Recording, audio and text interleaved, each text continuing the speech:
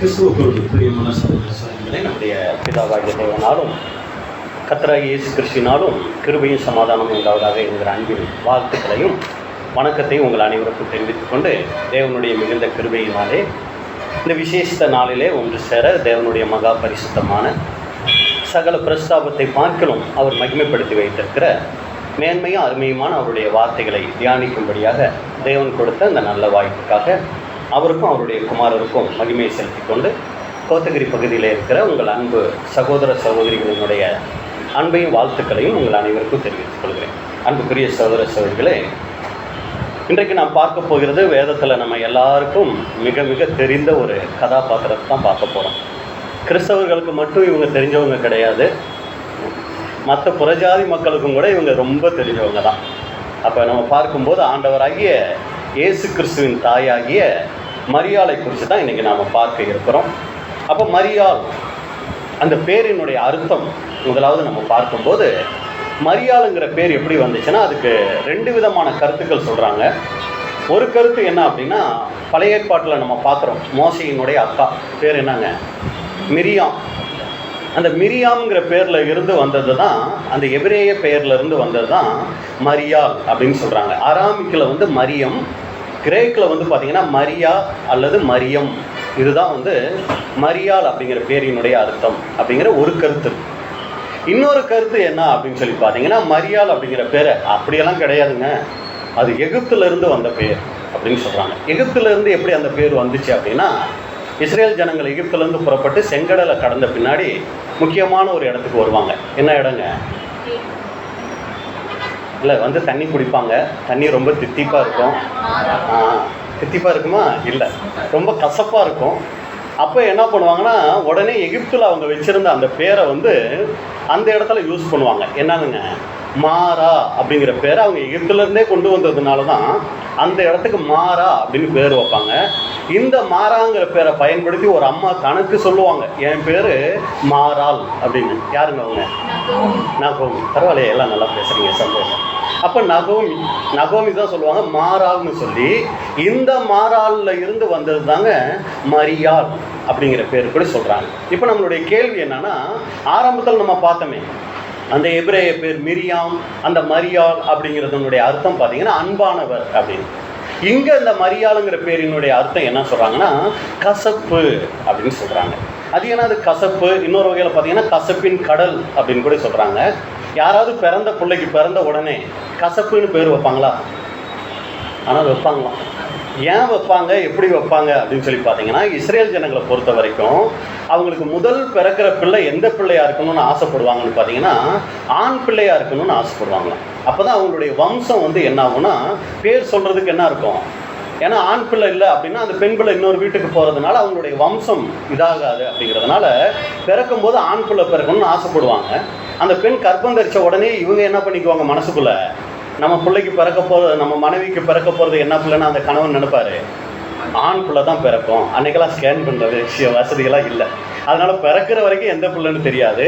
இப்போ ரொம்ப ஆசையாக ஆண் பிள்ளை பிறக்கும்னு இருக்கும்போது, பிறந்த உடனே உங்களுக்கு அப்படின்னு சொல்லி பொண்ணு பிறந்திருக்கணும் உடனே அந்த அப்பாவுக்கு எப்படி இருக்குங்க, அது கொஞ்சம் கசப்பாக இருக்குமா. அதனால் என்ன பண்ணுவாங்கன்னா, பிறந்த உடனே மரியாள் அப்படின்னு பேர் வச்சுருவாங்களாம்.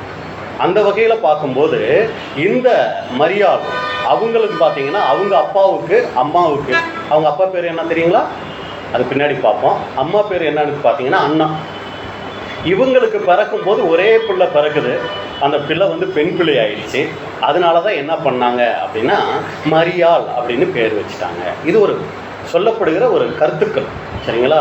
அப்போ மரியாளுங்கிற பேர் அந்த ஊரில் எப்படி இருக்கணும், ரொம்ப பிரசித்தமாக இருக்கணும். ஏன்னா எல்லாருக்கும் பிறக்கிற பிள்ளை என்ன பிள்ளையாக இருக்காது, ஆண் பிள்ளையாக இருக்காது. நிறைய பேருக்கு என்ன பிள்ளை தான் பிறக்கும், பெண் பிள்ளைகள் பிறக்கும். அதனால நீங்கள் பார்த்தீங்கன்னா அந்த தேசத்தில் அதிகமான பேருக்கு மரியாளுங்கிற பேர் இருக்கும்.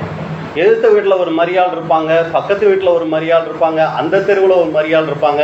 வேதத்தில் புதிய ஏற்பாட்டில் எத்தனை மரியாள் இருக்காங்க நமக்கு தெரிஞ்சு கிட்டத்தட்ட நீங்கள் பார்த்தீங்கன்னா 5 மரியாள் இருக்காங்க. இயேசுவின் தாயாகிய மரியாள் இருக்காங்க, அப்புறம் மகதேலனா மரியாள் இருக்காங்க, அப்புறம் லாசருவினுடைய சகோதரி மார்த்தாள் மரியாள் இருக்காங்க, கிளையோப்பா மரியாள் இருக்காங்க. அப்புறம் இந்த மார்க்கு சுவிசேஷத்தை எழுதினாரு யாருங்க அவர்? என்ன பிரதர் கேள்வி? மார்க்கு சுவிசேஷத்தை எழுதுனது யாருங்க? மார்க்கு தானே, இல்லைங்களா? இந்த மார்க்கோட அம்மா பேர் என்ன தெரியுங்களா? அவங்க பேரும் மரியாள் தான். பாருங்க, வேதத்துல ஒரு குறிப்பிட்ட இடத்த சொல்லும் போதே இந்த மரியாள் அப்படிங்கிற பெயரை இவ்வளவு சொல்லியிருக்கேன். அப்ப அந்த ஊர்ல எவ்வளவு மரியாள் இருந்திருப்பாங்க. அப்ப எதுக்கு இதை சொல்ல வரோம்னா, மரியாள் அப்படிங்கிற பேரினுடைய அர்த்தம் ஒரு வகையில பாத்தீங்கன்னா அவர் அன்பானவர், அன்பின் பெண் அப்படின்னு ஒரு அர்த்தம் இருக்கு. இன்னொரு அர்த்தம் பார்த்தீங்கன்னா கசப்பு. ஆனால் பார்த்தீங்கன்னா இந்த மரியாளுடைய வாழ்க்கையில் அவங்க அன்பாகவும் இருந்திருக்கிறாங்க, தன்னுடைய வாழ்க்கையில் நிறைய கசப்பான அனுபவங்களையும் அவங்க கடந்து போயிருக்கிறாங்க. சரி, இப்போ மரியாளினுடைய பெயர் அர்த்தம் நம்ம பார்த்துட்டோம். இப்போ கணவருடைய பெயர், அவங்களுடைய வம்சம், மரியாளினுடைய வம்சம் அப்படின்னு சொல்லி நீங்கள் பார்த்தீங்கன்னா அவங்க கணவர் பேர் என்னங்க? யோசேப்பு. இப்போ நம்மளுடைய ஒரு கேள்வி என்னன்னா, நீங்கள் வேதத்தை தெளிவாக வாசிக்கிறவங்களா இருந்தால் மத்தேயு 1ஆம் அதிகாரத்தில் இயேசு கிறிஸ்துனுடைய வம்ச வரலாறு, இன்னொரு இடத்துல இயேசு கிறிஸ்துனுடைய வம்ச வரலாறு இருக்கு. அது எங்கங்க? லூக்கா 3ஆம் அதிகாரத்தில். இப்போ இது ரெண்டையும் நம்ம கவனமாக வாசிச்சிருந்தோம்னா ஒரு சிலருக்கு பதில் தெரிஞ்சிருக்கலாம், ஒரு சிலருக்கு பதில் தெரியாமல் இருக்கலாம். இப்போ நம்ம கண்டுபிடிக்க போகிறோம். மத்தேயு 1ஆம் அதிகாரம் 16வது வசனம். மத்தேயு 1:16. மத்தேயு 1ஆம் அதிகாரம் 16ஆம் வசனம். யாக்கோபு மரியாளுடைய புருஷனாகிய யோசேப்பை பெற்றான். இப்போ மரியாளினுடைய கணவர் யோசேப்புன்னு பார்த்துட்டோம். இந்த யோசேப்பினுடைய அப்பா பேர் என்ன அப்படின்னு சொல்லி நீங்க பாத்தீங்கன்னா, யோசேப்பினுடைய அப்பா பேர் என்னங்க? யாக்கோபு. பழைய ஏற்பாட்டு காலத்துல ஒரு யோசேப்பு இருக்கிறாரு, அவங்க அப்பா பேர் என்னங்க? எல்லாம் யாக்கோபு தானா? சரி, அப்ப மறக்காம இருக்கிறதுக்கு பழைய ஏற்பாட்டுல இருக்கிற யாக்கோபினுடைய பையன் யோசேப்புனா, புதிய ஏற்பாட்டில் இருக்கிற யோசேப்பினுடைய அப்பா யாருங்க? யாக்கோபு தான். மாற்றம் இல்லைல்ல, எதுலையும் சந்தேகம் ஒன்றும் இல்லைல்ல. இப்போ நம்ம வாசிக்கலாம் லூக்கா 3ஆம் அதிகாரம் 23வது வசனம். லூக்கா 3:23. லூக்கா 3ஆம் அதிகாரம் 23ஆம் வசனம். அப்பொழுது இயேசு ஏறக்குறைய 30 வயதுள்ளவரானார். அவர் யோசேப்பின் குமாரன் என்று எண்ணப்பட்டார். அந்த யோசேப்பு ஏலியின் குமாரன். இப்போ யோசேப்பினுடைய அப்பா பேர் என்ன? எல்லாம் இருக்கீங்கல்ல? யோசேப்பினுடைய அப்பா பேர் என்னங்க? இதுக்கு முன்னாடி என்ன சொன்னோம்? யாக்கோபுன்னு சொன்னோம். இங்க யோசேப்பினுடைய அப்பா பேர் என்னன்னு போட்டிருக்கு? ஏலின்னு போட்டிருக்கு. அப்போ உண்மையிலேயே யோசேப்பினுடைய அப்பா பேர் என்ன அப்படின்னு சொல்லி நம்ம பார்த்தோம்னா, மத்தேயுல நீங்க பாத்தீங்கன்னா ஆபிரகாம்ல இருந்து வம்ச வரலாறு ஸ்டார்ட் ஆகிடும். லூக்கா 3ஆம் அதிகாரத்தில் நீங்க பாத்தீங்கன்னா தலைகீழா இருக்கும். இயேசு கிறிஸ்துவுல ஆரம்பிச்சு ஆபிரகாமோட நிக்காதுங்க, கீழே ஆதாம் வரைக்கும் அந்த வம்ச வரலாறு என்னன்னா முடியும். சரிங்களா? இப்போ நீங்க நல்லா இன்னும் கவனிச்சு பார்த்தீங்கன்னா மத்தேயு 1ஆம் அதிகாரத்தில் தாவீது வரைக்கும், ஆபிரகாம்ல இருந்து தாவீது வரைக்கும் கரெக்டாக வரும். தாவீதுக்கு அப்புறம் நீங்க பார்த்தீங்கன்னா சாலமோன், ரெகோபயாம், அபியாம் அப்படின்னு சொல்லி ஆசா அப்படின்னு சொல்லி, ஆசாவா பாசாவா பரவாயில்ல, அப்படி வரிசையா இருக்கும். சரிங்களா? இது நீங்க லூக்காவில் நீங்க பார்த்தீங்கன்னா தாவீதுக்கு அப்புறம் நீங்க பார்த்தீங்கன்னா அந்த வம்ச வரலாறு மாறுற மாதிரி இருக்கும். ஏன் இந்த முரண்பாடு அப்படின்னு சொல்லி நம்ம பார்க்கும்போது, அன்புக்குரிய சகோதர சகோதரிகளே, யூதர்களுடைய கலாச்சாரத்தில் என்ன அப்படின்னு சொல்லி பார்த்தீங்கன்னா, ஒரு குடும்பத்தில் பெண் பிறந்துட்டு அவங்க வீட்டில் பசங்களே பிறக்கலைன்னு வைங்க, கல்யாணம் பண்ணி கொடுக்கும்போது என்ன பண்ணிடுவாங்க அப்படின்னா, அந்த நபருக்கு கல்யாணம் பண்ணி கொடுக்குறாங்களோ அந்த நபர் அந்த வீட்டினுடைய மகனாக மாறிடுவார். அதான் தமிழில் அழகா இருக்கு, மறு மகன். மகனா அவர் அந்த வீட்டுக்கு என்னவாயிடுவார்னா மாறிடுவார். இப்ப தத்தெடுக்கப்பட்ட பிள்ளையா என்ன ஆயிடுவார்னா அந்த குடும்பத்துக்கு அவர் ஆயிடுவார். ஏன்னா அந்த சொத்துக்கெல்லாம் யார் ஆயிடுறா? மகனா, மருமகன் ஆயிடுறாரு இல்லைங்களா? அதனால யூத கலாச்சாரத்தின்படி மகன் மட்டும் இருக்குது, பசங்களே இல்லை. இப்ப திருமணம் பண்ணி கொடுக்கும்போது என்ன பண்ணுவாங்கன்னா, அந்த மகனை தன்னுடைய வாரிசா, தன்னுடைய தத்து பிள்ளையா என்ன பண்ணிடுவார் அப்படின்னா அந்த மாமனார் அங்க மாத்திக்குவார். இப்போ மத்தேயு 1ஆம் அதிகாரத்தில் சொல்லப்பட்ட இதெல்லாம் எதுக்கு பார்த்துட்டு இருக்கோன்னு தெரியுது இல்லைங்களா? யோசேப்பினுடைய அப்பா பேர் என்ன, இதுக்கு தான் இதெல்லாம் பார்த்துட்டு இருக்கிறோம். அப்போ மத்தேயு 1ஆம் அதிகாரத்தில் யோசேப்பினுடைய அப்பா பேர் யாக்கோபுங்கிறது வம்ச வரலாறின்படி ரொம்ப சரியானது. இந்த வகையில் பார்க்கும்போது அவர் திருமணம் ஆகும்போது என்ன நடந்துருச்சுன்னா, மரியாளை தவிர ஏலிக்கு வேற பிள்ளைகளே பிறக்கலை, இப்போ பசங்களும் பிறக்கலை. அதனால இப்போ மரியாளுக்கு என்ன பண்ணுறாங்கன்னா, யோசேப்பை கல்யாணம் பண்ணி வைக்கும்போது இப்போ யோசேப்பு யாருடைய பிள்ளையா மாறிடுறாரு? ஏலியினுடைய மகனா அங்கே மாறுறார், மறு மகனா மாறுறார். அதனால இப்போ என்ன ஆயிடுச்சுன்னு சொல்லி பார்த்தீங்கன்னா, ஏலியின் குமாரன் யோசேப்பு அப்படிங்கிறத என்ன ஆயிடுச்சுன்னா அங்கே பதிவு வந்துடுச்சு. புரிஞ்சு போச்சுங்களா? போகக்கூடாது, சரிங்களா? மனசுக்குள்ளே அதை வச்சுக்கணும். இப்போ நம்ம என்ன பண்ணிட்டோம், மரியாதை குறித்து அவங்களுடைய பேரின் அர்த்தம் பார்த்துட்டோம். மரியாதையினுடைய வம்சம் எது கரெக்டாக இருக்குது அப்படிங்கிறத நம்ம பார்த்துட்டோம். இப்போ நம்ம என்ன பண்ண போகிறோம்னா, வேதத்துக்குள்ளே போய் தேவன் இந்த பூமியில் தம்முடைய ஒரே பேரான குமாரனை பெற்றெடுக்கிறதுக்கு இஸ்ரேல் தேசத்தில் வேற பெண்ணே கிடைக்கலையா? ஏன் இந்த மரியாதை, எவ்வளவோ கன்னி பெண்கள் அன்னைக்கு இருந்திருப்பாங்க, ஆனால் இந்த மரியாதை தேவன் எதுக்கு தேர்வு செஞ்சார்?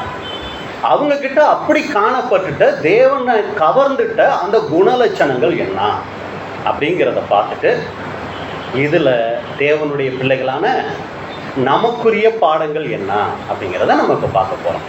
ஏன் பிரதர் மரியாதையும் நம்மளையும் தொடர்புபடுத்தி பார்க்கணும் அப்படின்னு சொல்லி நீங்கள் கேட்டிங்கன்னா, மரியாள் கன்னிகையாக இருக்கும்போது தான் என்னன்னாங்க, கர்ப்பவதி ஆனாங்க. வேதம் நம்மளையும் கூட என்னன்னு சொல்லுது தெரியுங்களா? புத்தியுள்ள கன்னிகைகள் சொல்லுது. வசனம் எடுத்து வாச்சிருங்க வேதத்தில். 2 கொரிந்தியர் 11:2. 2 கொரிந்தியர் 11ஆம் அதிகாரம் 2வது வசனம்.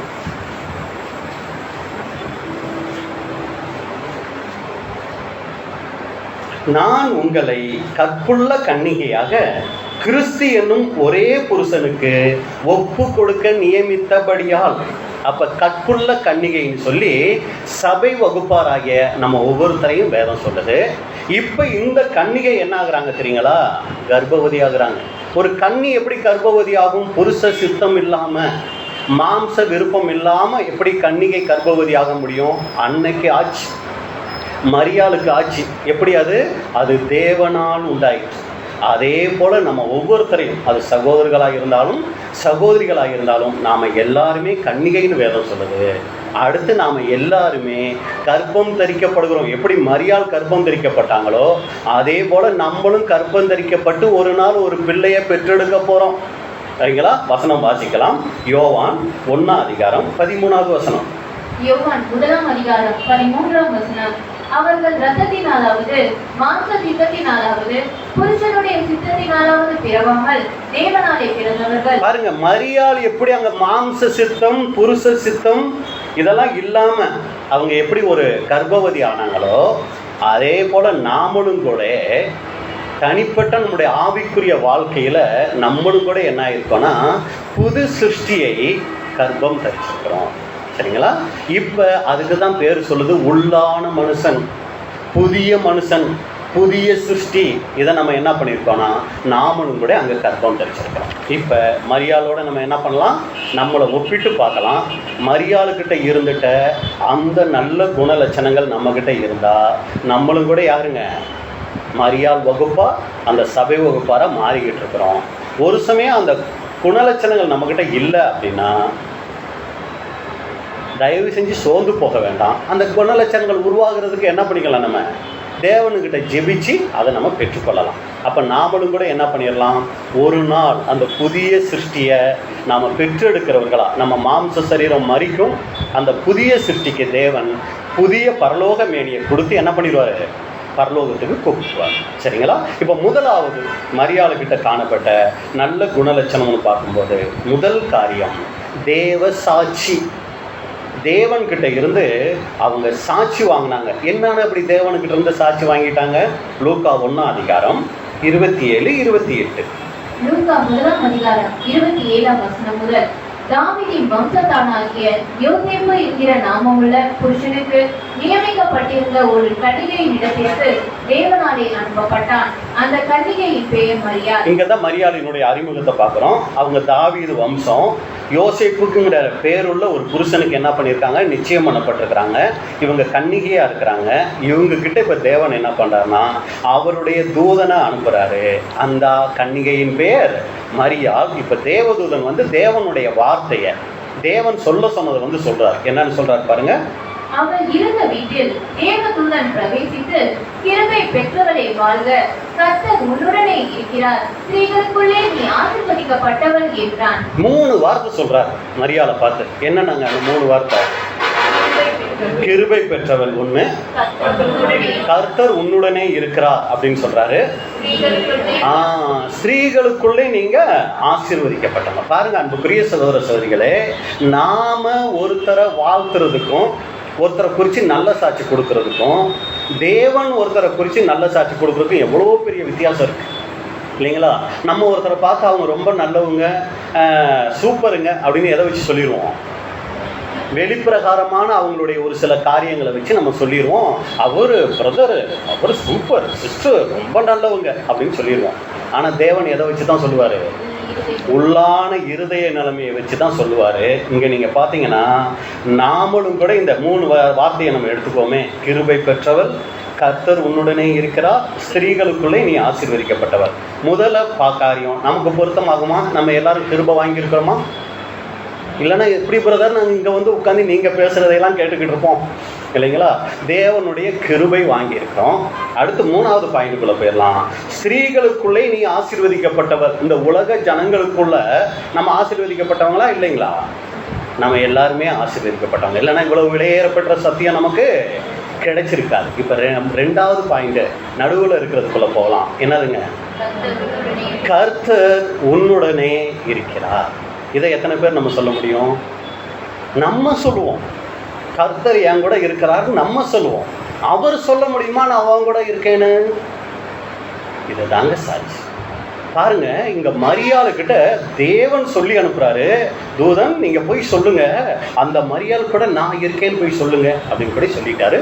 ஒரு மிகப்பெரிய சாட்சியை அங்க மரியாள் வாங்கிட்டாங்க. அப்ப அன்புக்குரிய சகோதர சகோதரிகளே, பரம அழைப்பை பெற்று வந்திருக்கிற நாம, ஆண்டவராகி இயேசு கிறிஸ்துனுடைய அடிச்சோடுகளை பெற்று வந்திருக்கிற நம்மளை குறித்து இன்னைக்கு தேவதூதன் இப்போ வந்து சைன்னு வந்து நிற்கிறாருன்னு வைங்க. நம்ம ஒவ்வொருத்தரையும் பார்த்து ஆண்டவர் உங்கள் கூட இருக்கிறார் பிரதர், ஆண்டவர் உங்கள் கூட இருக்கிறார் சிஸ்டர், ஏதோ நீங்கள் சபைக்கு வந்ததுனால உங்கள் கூட இல்லை, நீங்கள் வீட்டில் நடந்துக்கிற முறைகளை அவர் பார்த்தாரு, உங்கள் கூடவே இருக்கிறாரு. வேலை செய்கிற இடத்துல நீங்கள் எப்படியெல்லாம் நடந்துக்கிறீங்கன்னு பார்க்குறாரு, உங்கள் கூடவே இருக்கிறாரு. ஏன்னா நீங்கள் ஆண்டவருக்கு எப்போவுமே பிரியமாக இருக்கிறதுனால அவர் உங்களை விட்டு விலகவும் இல்லை, உங்களை கைவிடவும் இல்லை. சொல்லுவாரா? இன்னைக்கு நம்மளை பார்த்து எத்தனை பேரை பார்த்து தூதன் இப்போ வந்து சொன்னாருன்னா, ஆண்டவர் உங்கள் கூட இருக்கிறார் பிரதர் சொல்லி அனுப்பிச்சார். இப்போ தான் பரலோகத்துலேருந்து வரேன், உங்ககிட்ட ஒன்று சொல்ல சொன்னார், ஆண்டவர் உங்கள் கூட இருக்கிறாராமா. சொல்ல முடியுங்களா? கிருபை பெற்றவங்க நம்ம சொல்லிக்கலாம், ஆசீர்வதிக்கப்பட்டவங்கன்னு சொல்லிக்கலாம். ஆண்டவர் இன்னைக்கு நம்மளோட இருக்கிறார்னு சொல்ல முடியுமா? பழைய ஏற்பாட்டில் நீங்கள் பார்த்தீங்கன்னா தானியேலுக்கிட்ட வந்து தேவதூதன் சொல்லும்போது, தானியேல் 9ஆம் அதிகாரம் 23வது வசனம். தானியேல் 9ஆம் அதிகாரம் 23ஆம் வசனம். நீ மிகவும் பிரியமானவன், ஆதலால் நீ வேண்டிக் கொள்ள தொடங்கின போதே கட்டளை வெளிப்பட்டது. பாருங்க, தேவன் சொல்லி அனுப்புறாரு, தானியேலுக்கிட்ட போய் சொல்லு, தானியேலை எனக்கு ரொம்ப பிடிக்கும், நீ போய் சொல்லு, தானியேலை எனக்கு ரொம்ப பிடிக்கும்னு போய் சொல்லு அப்படின்னு சொன்னாரு. இன்னைக்கு நம்மளை பார்த்து ஒரு தேவதூதனை ஆண்டவர் அனுப்பிச்சு சொல்ல சொன்னாருன்னா இந்த வார்த்தையை சொல்ல முடியுமா? உங்களை எனக்கு ரொம்ப பிடிக்கும், நான் உங்களை வாழ்க்கையை பார்க்குறேன், நீங்கள் எனக்கு ரொம்ப பயப்படுறவங்களா இருக்கிறீங்க, உங்கள் வாழ்க்கையில் எனக்கு உங்களை ரொம்ப பிடிக்குது, நீங்கள் ஒவ்வொரு காரியம் நீங்கள் பேசுகிற பேச்சாக இருக்கட்டும், நடந்துக்கிற முறையாக இருக்கட்டும், எனக்கு உங்களை ரொம்ப பிடிக்கும்னு அவர் சொல்ல முடியுமா? பழைய ஏற்பாட்டில் பார்த்துட்டோம். புதிய ஏற்பாட்டில் பாருங்கள், ஒருத்தரை குறித்து சொல்கிறாரு. அப்போஸ்தலர் 10ஆம் அதிகாரம் 4வது வசனம். கொர்நேலியுவை குறித்து சொல்லும்போது அவர் ஜெபம் பண்ணிக்கிட்டு இருக்கார். தேவதூதன் வந்து சொல்கிறாரு கொர்நேலியுகிட்ட, வாசிங்க அப்போஸ்தலர் 10:4. அவனை உற்று பார்த்து பயந்து, ஆண்டவரே என்ன என்றான். கொர்நேலியு தேவதூதனை பார்த்தது பயந்துட்டாரு. ஆண்டவரே என்ன அப்படிங்கிறாரு. அப்பொழுது அவன், உன் ஜெபங்களும் உன் தர்மங்களும் தேவனுக்கு நினைப்பூட்டுதலாக அவர் சந்நிதியில் வந்து எட்டி இருக்கிறது. ஒரு காரியம் வந்து சொல்றாரு, நீங்க ஜெபம் பண்ணிக்கிட்டு இருக்கிற, நிறைய பேருக்கு தர்மம் பண்ணிட்டு இருக்கிற, இது எல்லாமே ஆண்டவரை வந்து என்ன பண்ணிக்கிட்டே இருக்கு?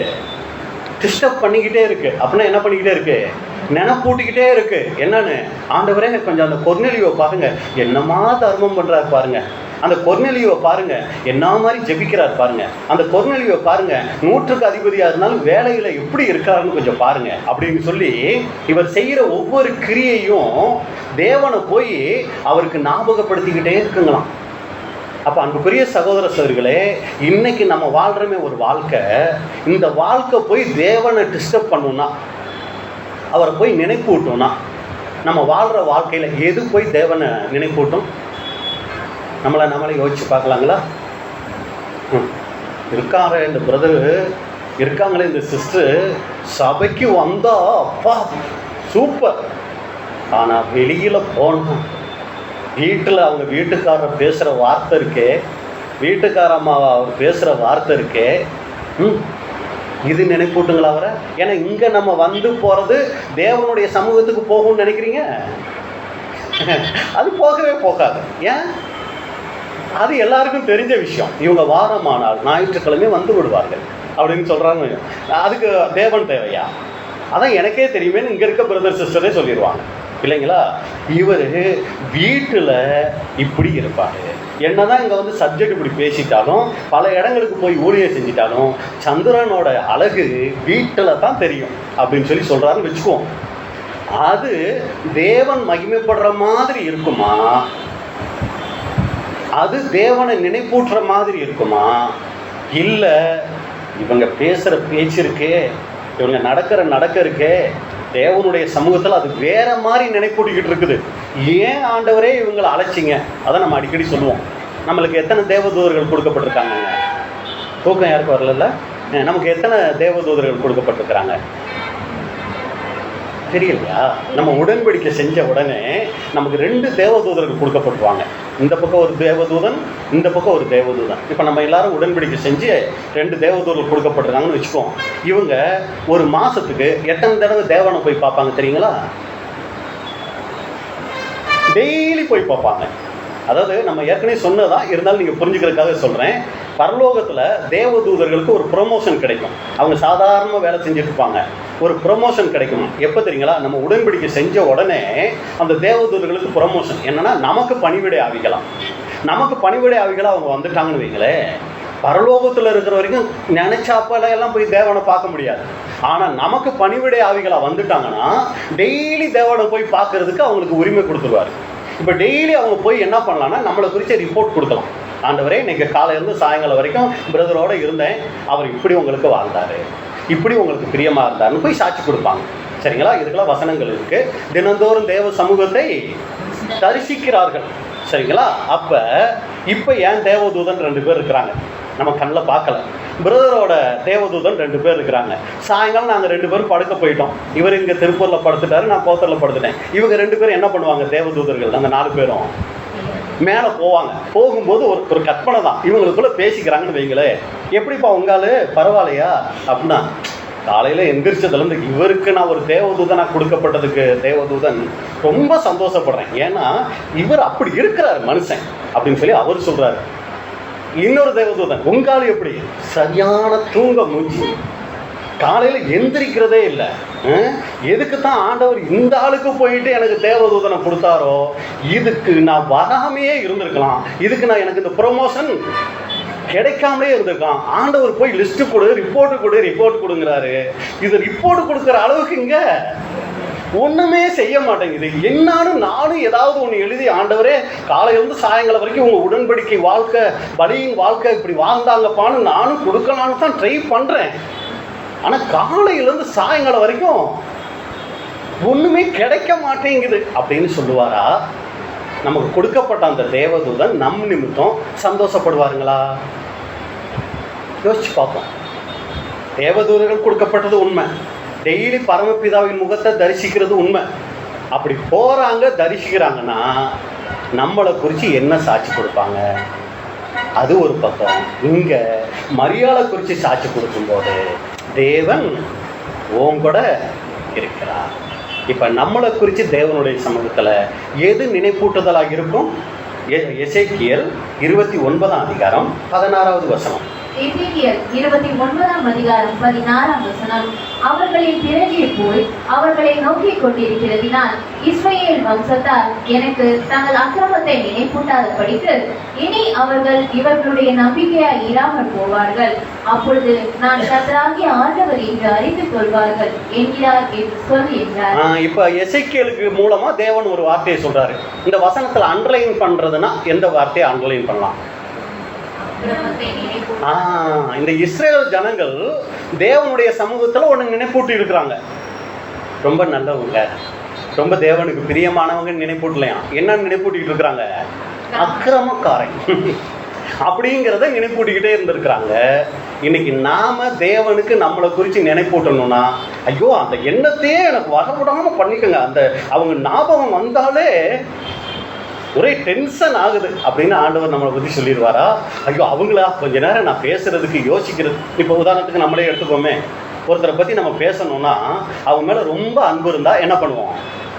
மணிக்கணக்காக பேசிக்கிட்டே இருப்போம். ஏன்? அவங்க மேலே நமக்கு என்ன இருக்குது? அன்பு இருக்கு. ஒருத்தர் நமக்கு பிடிக்கவே பிடிக்காது, அவரை பற்றி ஏதாவது பேச்சு எடுத்தாலே என்ன சொல்லிடுவோம்?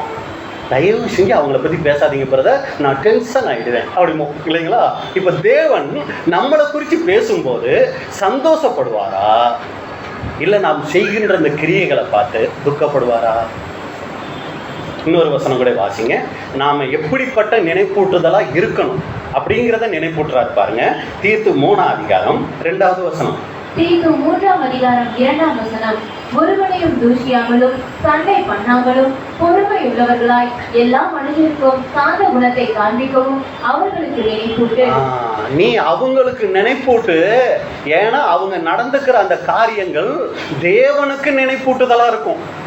அவங்க எப்படிப்பட்டவங்களா இருக்கணும்? தூஷிக்காதவங்களா, சண்டை பண்ணாதவங்களா, பொறுமை உள்ளவர்களா, எல்லா மனுஷருக்கும் சாந்த குணத்தை காண்பிக்கிறவங்களா அவங்க இருந்தாங்கன்னா அது தேவனுடைய சமூகத்தில் போய் என்ன பண்ணும்? அது நினைப்பூட்டும். அதை நீ இவங்களுக்கு என்ன பண்ணு?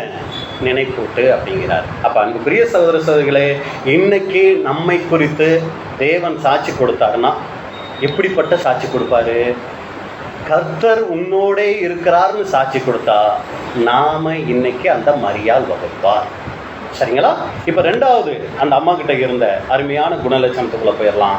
அர்ப்பணிப்பு.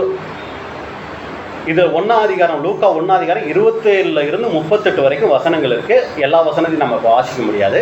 இப்போ நீங்க பாத்தீங்கன்னா மரியாளுக்கு இந்த சம்பவம் நடந்துகிட்டு இருக்குது. தேவதூதன் வந்துட்டாரு. மரியாளினுடைய வயசு எவ்வளோ இருக்கும்னு நினைக்கிறீங்க? சுமார் ஒரு கற்பனைக்கு தானே, கற்பனை இல்லை, பொதுவாக அந்த அம்மாவுடைய வயசு எவ்வளவு இருக்கும்னு வேத வல்லுநர்கள் சொல்லும்போது ஒரு 15-16 வயசு தான் இருக்குமா.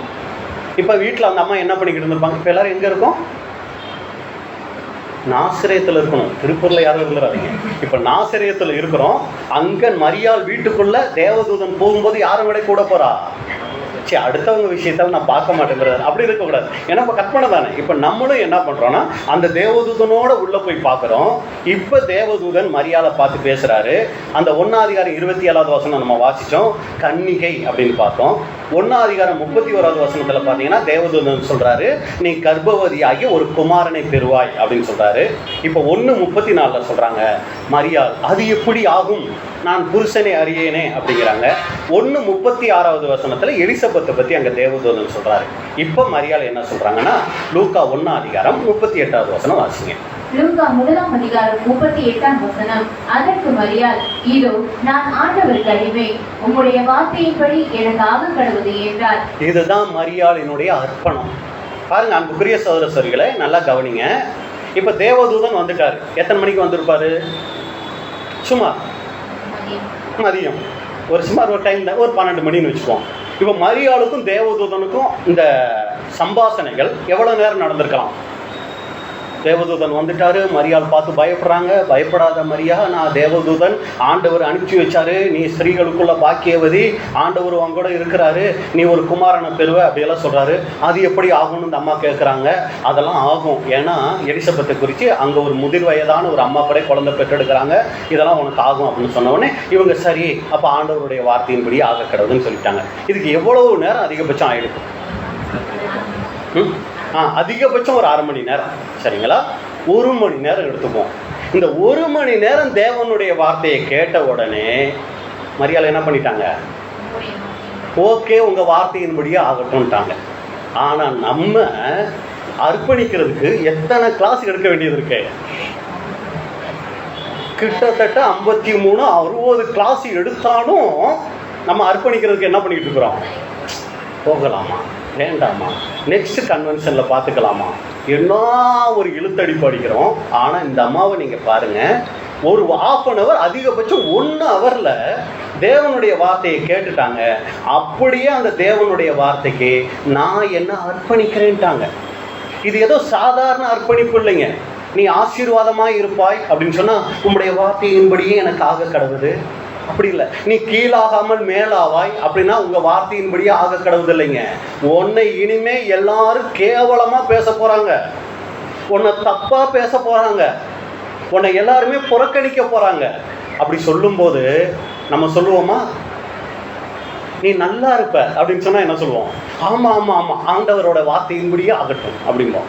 சரிங்களா? ஆனா இனி நீ தொலைஞ்ச, உன்னை எல்லாரும் கேவலப்படுத்த போறாங்க பாரு அப்படின்னா, அதுக்கு எதுக்கு நான் இந்த சத்தியத்துக்குள்ள வரணும்? அதுக்கு தான் நான் அங்கேயே இருந்திருப்பேனே அப்படின்றோம் இல்லைங்களா? இங்க பாருங்க அன்புக்குரிய சகோதர சகோதரிகளே, மரியாளுக்கு ஒரு அர்ப்பணிப்பு. ஆனா அந்த அர்ப்பணிப்புக்கு பின்னாடி அவங்களுக்கு அவமானங்களும் புறக்கணிப்புகளும் கேலி பேச்சுகளும் தான் அடங்க போகுது. அது ஆனாலும் பரவாயில்ல, என்னை யாரு என்ன பேசிட்டாலும் பரவாயில்ல, நான் என்ன தேவனுக்கு அர்ப்பணிக்கிறேன்.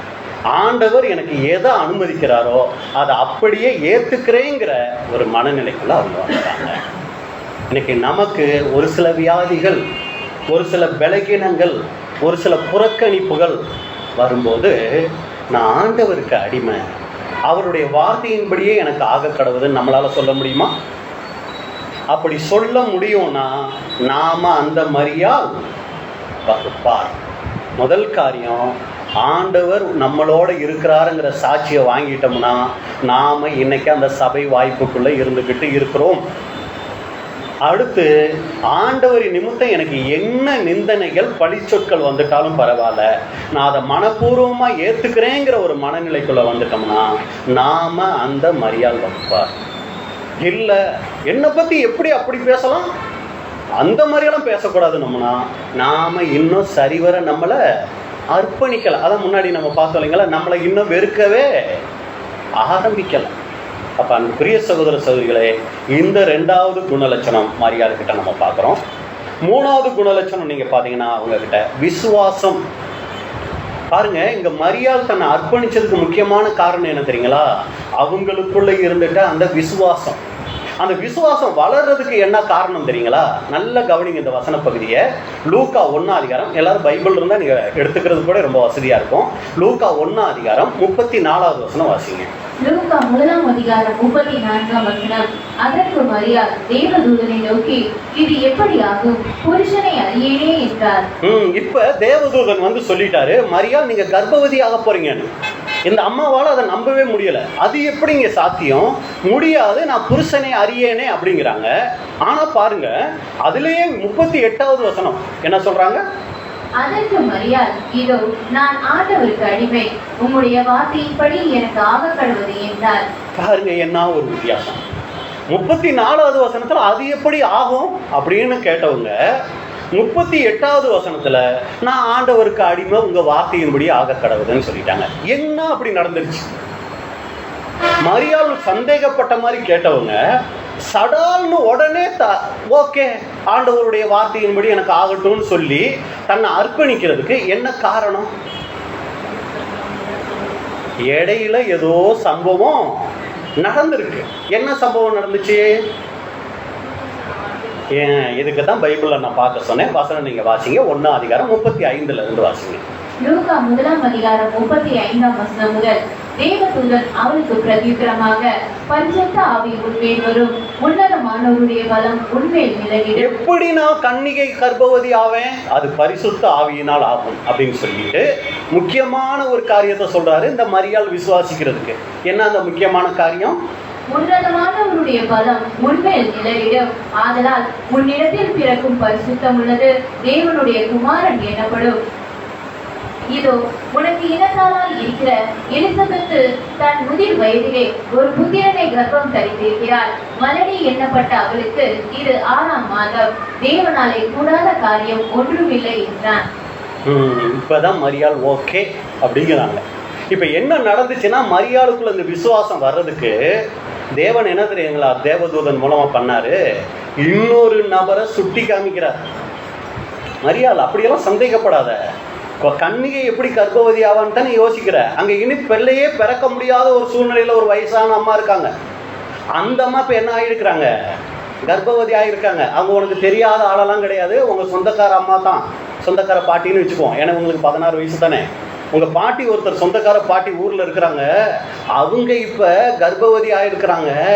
அவங்க கர்ப்பவதி ஆக முடியும்னா கன்னியையும் என்ன பண்ண முடியும்? கர்ப்பவதி ஆக முடியும். தேவனால கூடாத காரியம் ஒன்றும் கிடையாது அப்படின்னு சொன்ன உடனே, அப்படியா எங்க சொந்தக்கார பாட்டி கர்ப்பமா இருக்காங்களா? அப்போ ஓகே, நான் கூட என்ன பண்றேன், தேவனுடைய வார்த்தை எண்ணில் நிறைவேறதுக்கு நான் என்ன அர்ப்பணிக்கிறேன் அப்படின்னு சொல்லிட்டாங்க. சொல்லிட்டு மரியாதை என்ன தெரியுங்களா பண்ணாங்க? பேசாம இருக்கலைங்க, உடனே கிளம்பி என்ன தெரியுங்களா பண்ணாங்க? போய் எலிசபெத்தை பார்க்க போறாங்க. எங்க இருந்து எங்க போனாங்க சொல்லுங்க? எங்க இருந்து எங்க போயிருப்பாங்க? நாசரேத்துல இருந்து கிளம்பி யூதேயாவில் இருக்கிற ஒரு மலைநாட்டுக்கு வந்து சேர்றாங்க. எவ்வளவு தூரம் அப்படிங்கிறது எனக்கு சரியா தெரியல.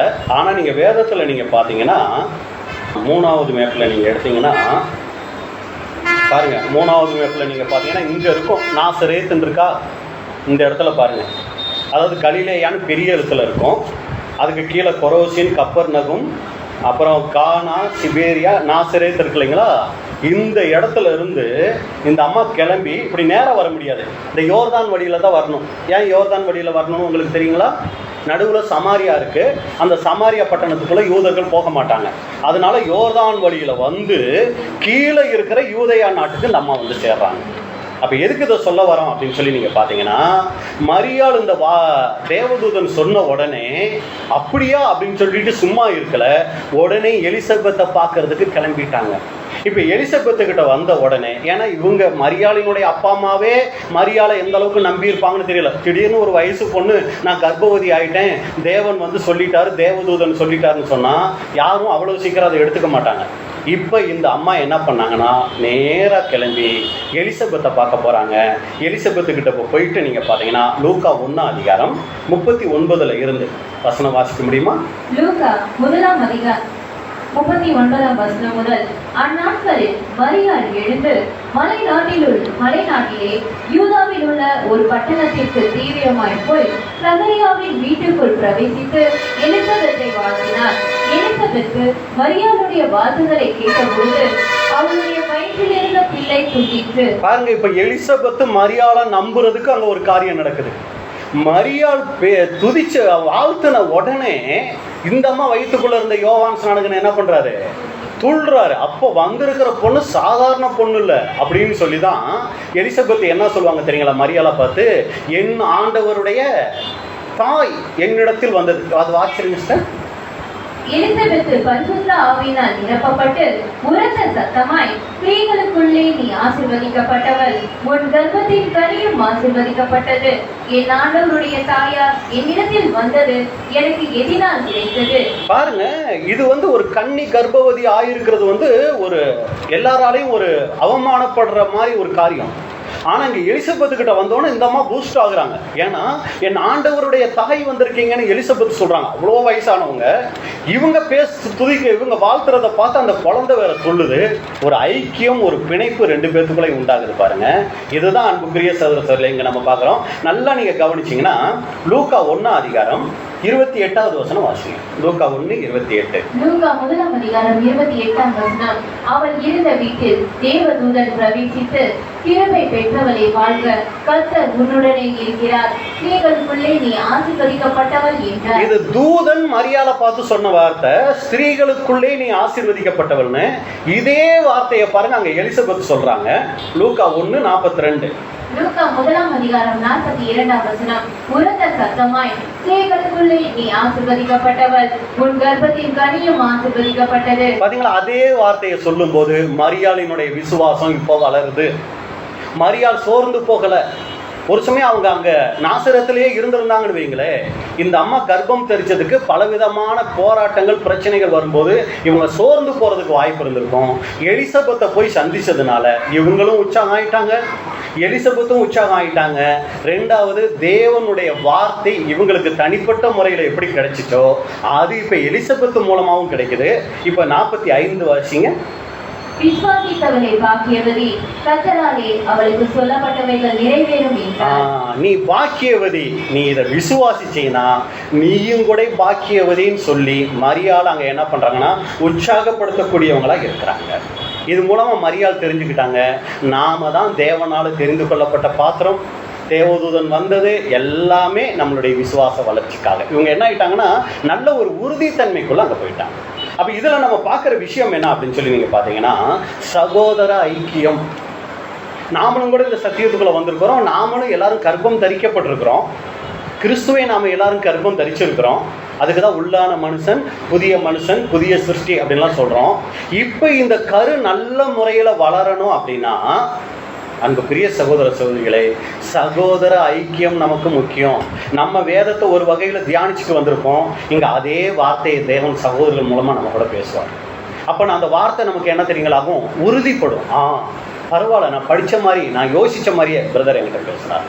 ஒரு சமயம் நம்ம ஒரு சில தவறுகளுக்குள்ளே போயிடுப்போம், சகோதரர்கள் மூலமாக தேவன் இங்கே அதை உணர்த்துவார். அதானே பிரதர் அதை கரெக்டாக சொல்கிறாரு, அப்போ நான் தான் சரியாயிக்கணும், இது எனக்காகவே தேவன் நான் நல்லா இருக்கணுங்கிறதுக்காக சொல்கிற ஒரு கடினமான வார்த்தை.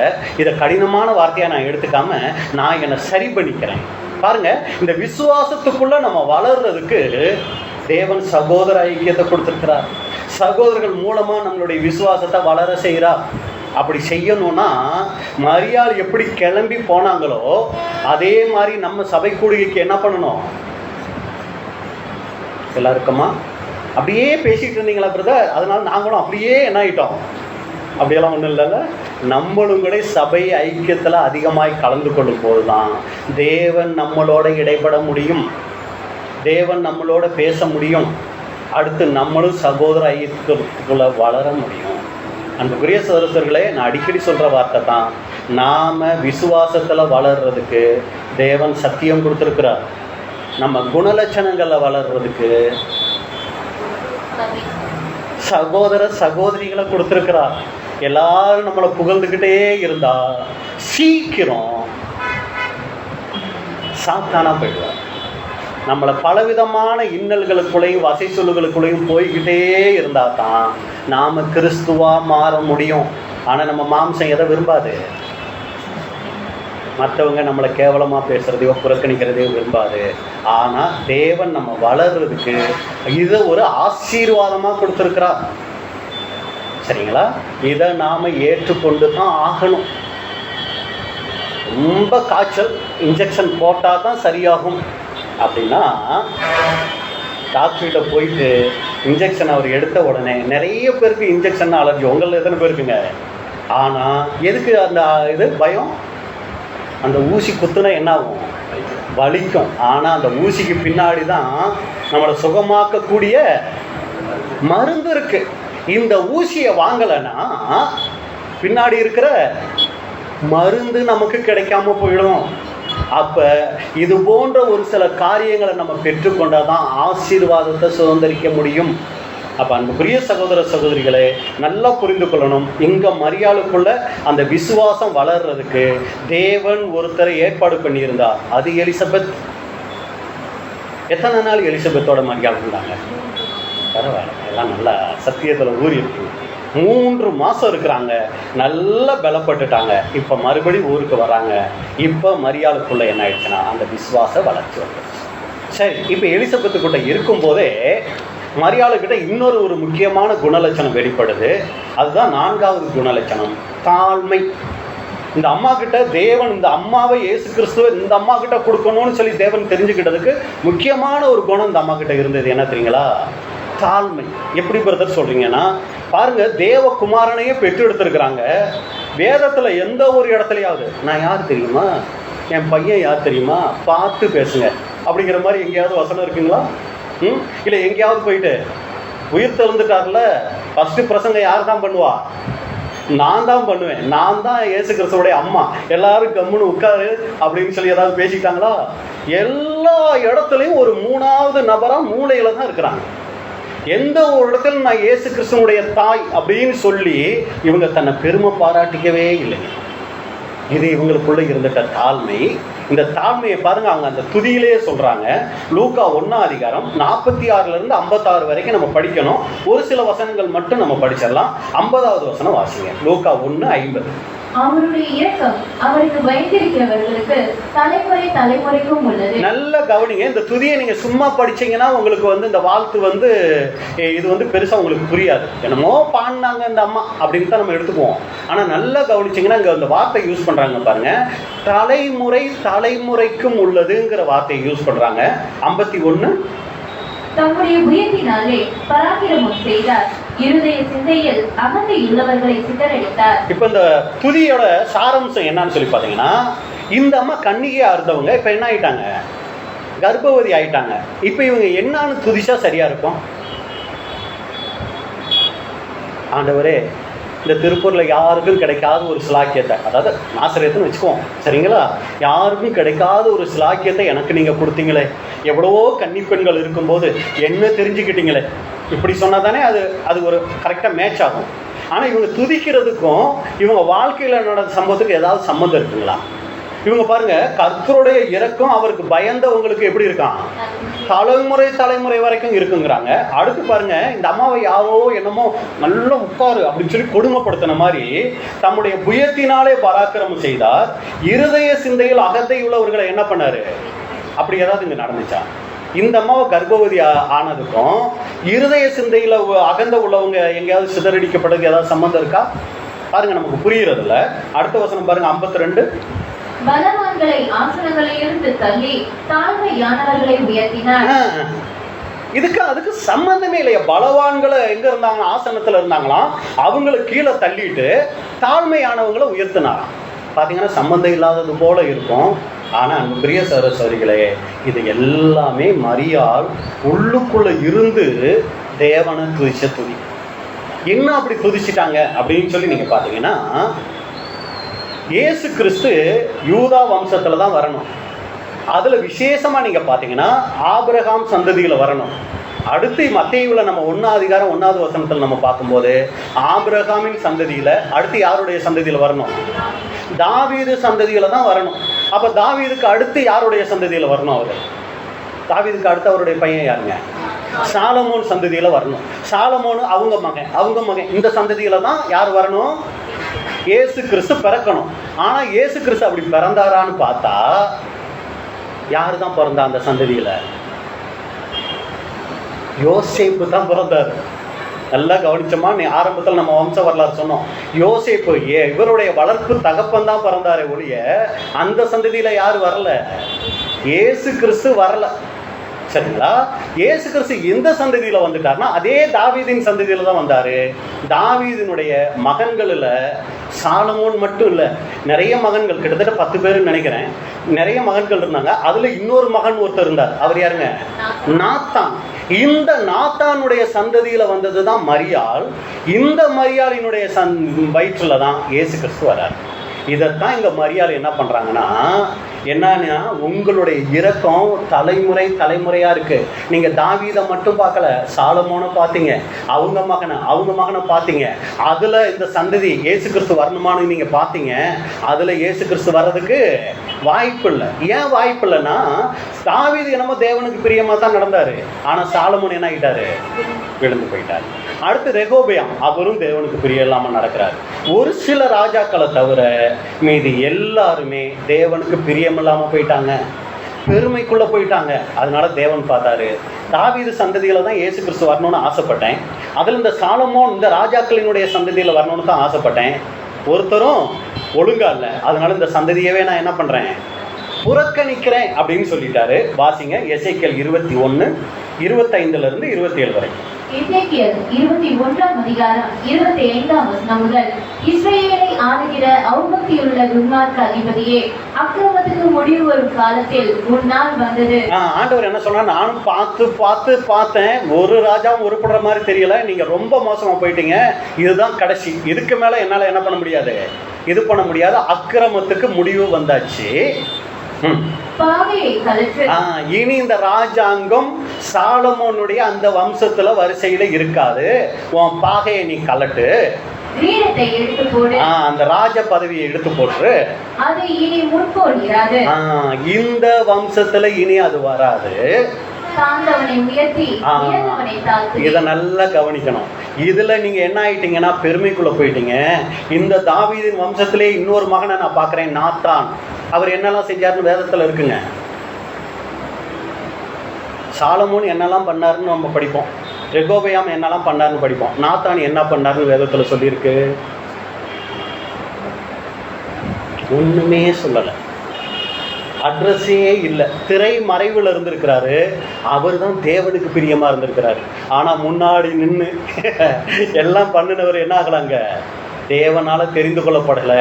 மறைமுகமா இருந்த நாத்தான சொல்றாரு, இந்த உயர்ந்தவனை நான் என்ன பண்ண போறேன், தாழ்த்த போறேன். தாழ்மையில இருக்கிறாங்க அந்த நாத்தானுடைய சந்ததி, அதுல நான் மேசியாவை தெரிஞ்சுக்க போறேங்கிறத தான் இங்க சிதேக்கியாவினுடைய காலத்துல சொல்றார். மறுபடியும் வாசிங்க அதை. உயர்ந்தவனை தாழ்ந்தவனை உயர்த்தி உயர்ந்தவனை தாழ்த்துவேன். அவ்வளவுதானா? 27 வாச்சக்கா. அதை கவிழ்ப்பேன் கவிழ்ப்பேன் கவிழ்ப்பேன். உரிமைக்காரரானவர் வரும் மட்டும் அது இல்லாதிருக்கும், அவருக்கே அதை கொடுப்பேன் என்று கர்த்தராகிய ஆண்டவர் சொல்கிறார். அதை உரிமைக்காரனானவர் அதை அந்த சந்ததியில தான் நான் கொடுப்பேங்கிறாங்க. அதைத்தான் இங்க சொல்றாரு மரியாள். அந்த இரக்கம் எப்படி இருக்காமா, தலைமுறை தலைமுறையா தேவன் பார்த்திருக்கிறார்.